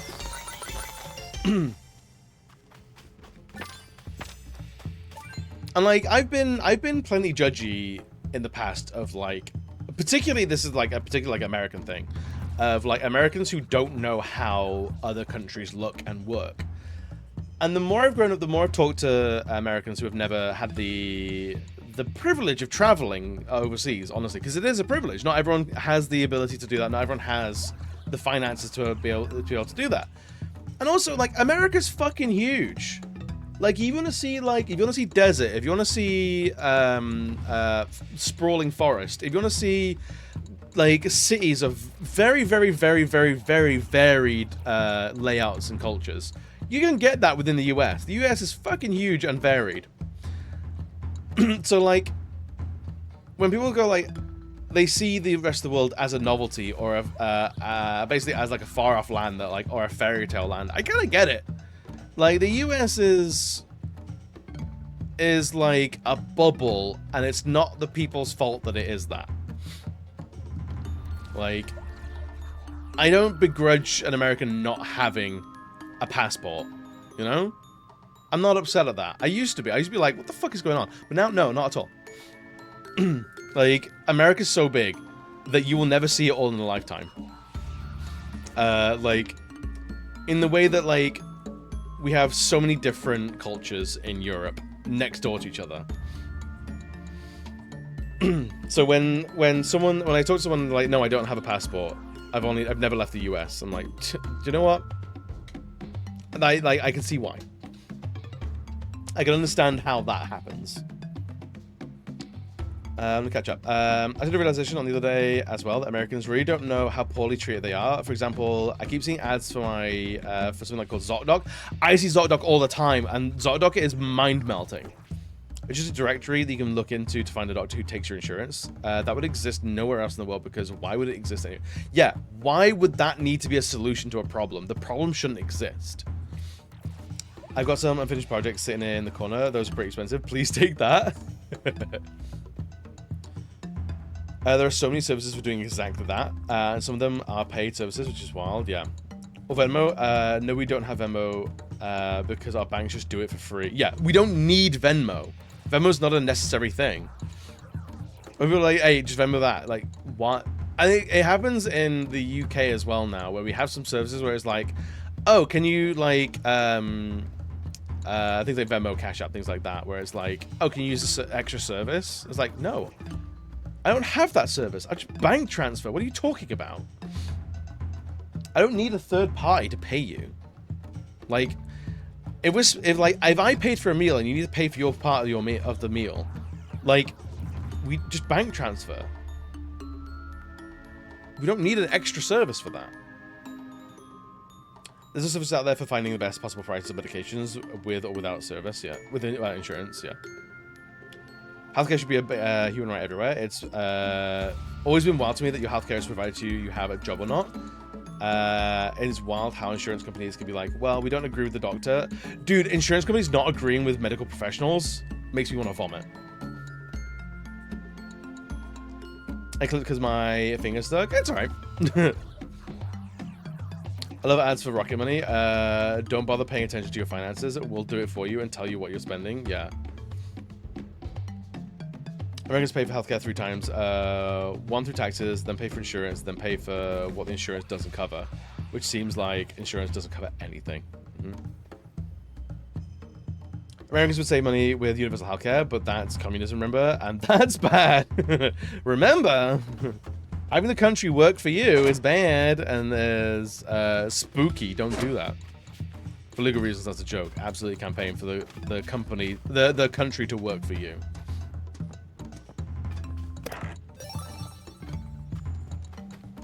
Right, I think what the next save point we get, I'm gonna call it there because I'm actually like starving right now. I'm actually so hungry. Communism in this economy? Wild. What is this?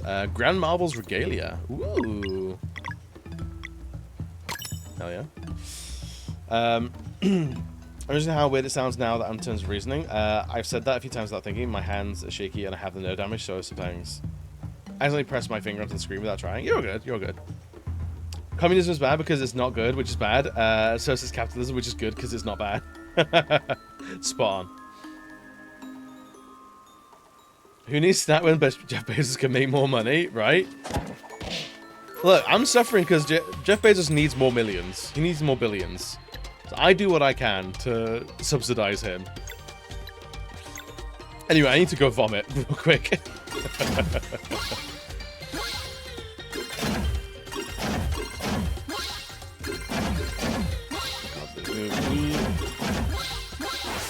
Oh, almost.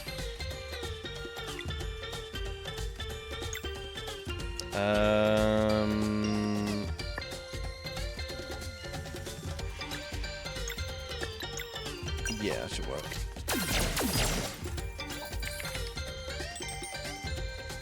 How great is people will you have hardly you can hardly spend 10 million yourself in a lifetime, never mind a billion. Dude, it's what like I think there should be a wealth cap.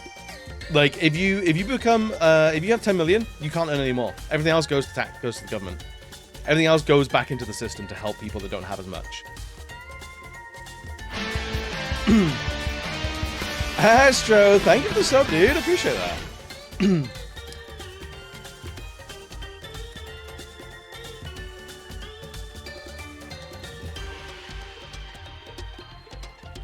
Yeah, it's disgusting. The system is set up for people to fail.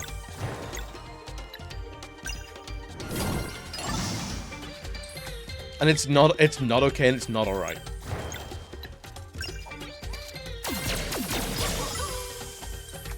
I'm gonna go eat. I need food as well. Bacon soothes. I read that's bacon smoothies. I was like, do you know what? Hell yeah. Wait, if I were to send you my PSN profile, could you do a look-see through and give your thoughts on what could be games to pick back up? Yeah, absolutely.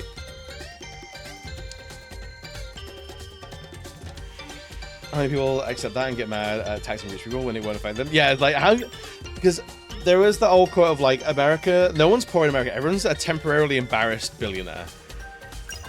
And I think that's very true of like the UK as well. There's the opportunity to become a billionaire one day. People think they can have a realistic chance of becoming a millionaire. So they don't want to tax the rich in case I become a millionaire in the future. It's like, no, that's not how that works. Like, if you have £1 million, you can pay tax, you can afford tax.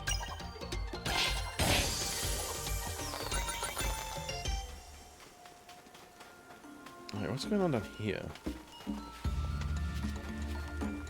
Just a little thing.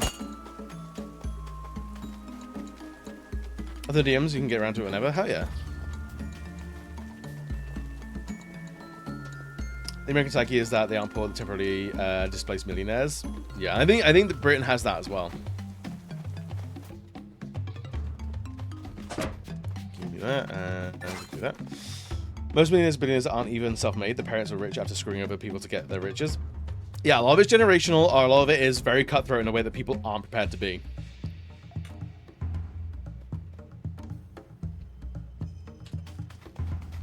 In like a very small microcosm, you see it in streaming as well. People stream to make their money. I was like, no, you should stream because you like streaming. Like, people get upset like, oh, I've streamed for ages and I've not made any money yet. It's like, well, yeah, no, that's not how that works. Like, you are very lucky. You're very lucky to make any money in streaming. Sorry about it. Like, any, like, meaningful money. I think I think usually a month I get like 150 to 200 pounds from Twitch. That's it. And the amount of time I put into streaming, if I were to give myself an hourly rate on streaming, I'm not making money. Like, I'm putting way more time into streaming than I am making money out of it. Like, it's not profitable. I do it as a hobby because I like it, and every now and again it gets to buy me a video game. Like, that's it. That's all it is. Right, we're gonna get out of here because I am fucking starving. I've had a bowl of cereal today and that's it. It's not enough. But I know where we're gonna go. We're gonna go raid someone who we've not been able to raid in a long time. I've missed them dearly. Oh, someone has raided into a very handsome shirtless twink. I see you. I see you. We're gonna go raid KJ, who's doing some charity work. So if you don't support his charity, you actually don't care about that charity supporting, and it means you're a nasty piece of shit. Of course. But KJ is fucking wonderful. I love this boy dearly. He's playing some Madden NFL 25 because although he likes JRPGs, he does like sports as well. But we don't hold it against him or anything. We'd never. We'd never. KJ's generally one of my favorite people on the platform. He really is. I say that like full heart. There's your raid message. So I'm gonna go say hi to KJ. Go love him. Thank you guys for the chat today. Today's been a lot of fun. I really enjoy having these conversations with you guys. And again, every time that we have this conversation and no one's like getting crazy upset about things, just reinforces that we absolutely have the correct community around here. So again, thank you so much. I'll be back on Monday with more Final Fantasy IV. I've been living the whole time. Yeah, but we're not attacking each other. Like, we're all very passionately upset for very justified reasons. But we're not taking out on each other. That's the important bit. Right, gang. I will see you all soon. If I don't see you soon, just be good to yourselves. Be kind to yourself. Treat yourself like a friend, yeah? I'll see you all hopefully soon. Have a good one. Bye!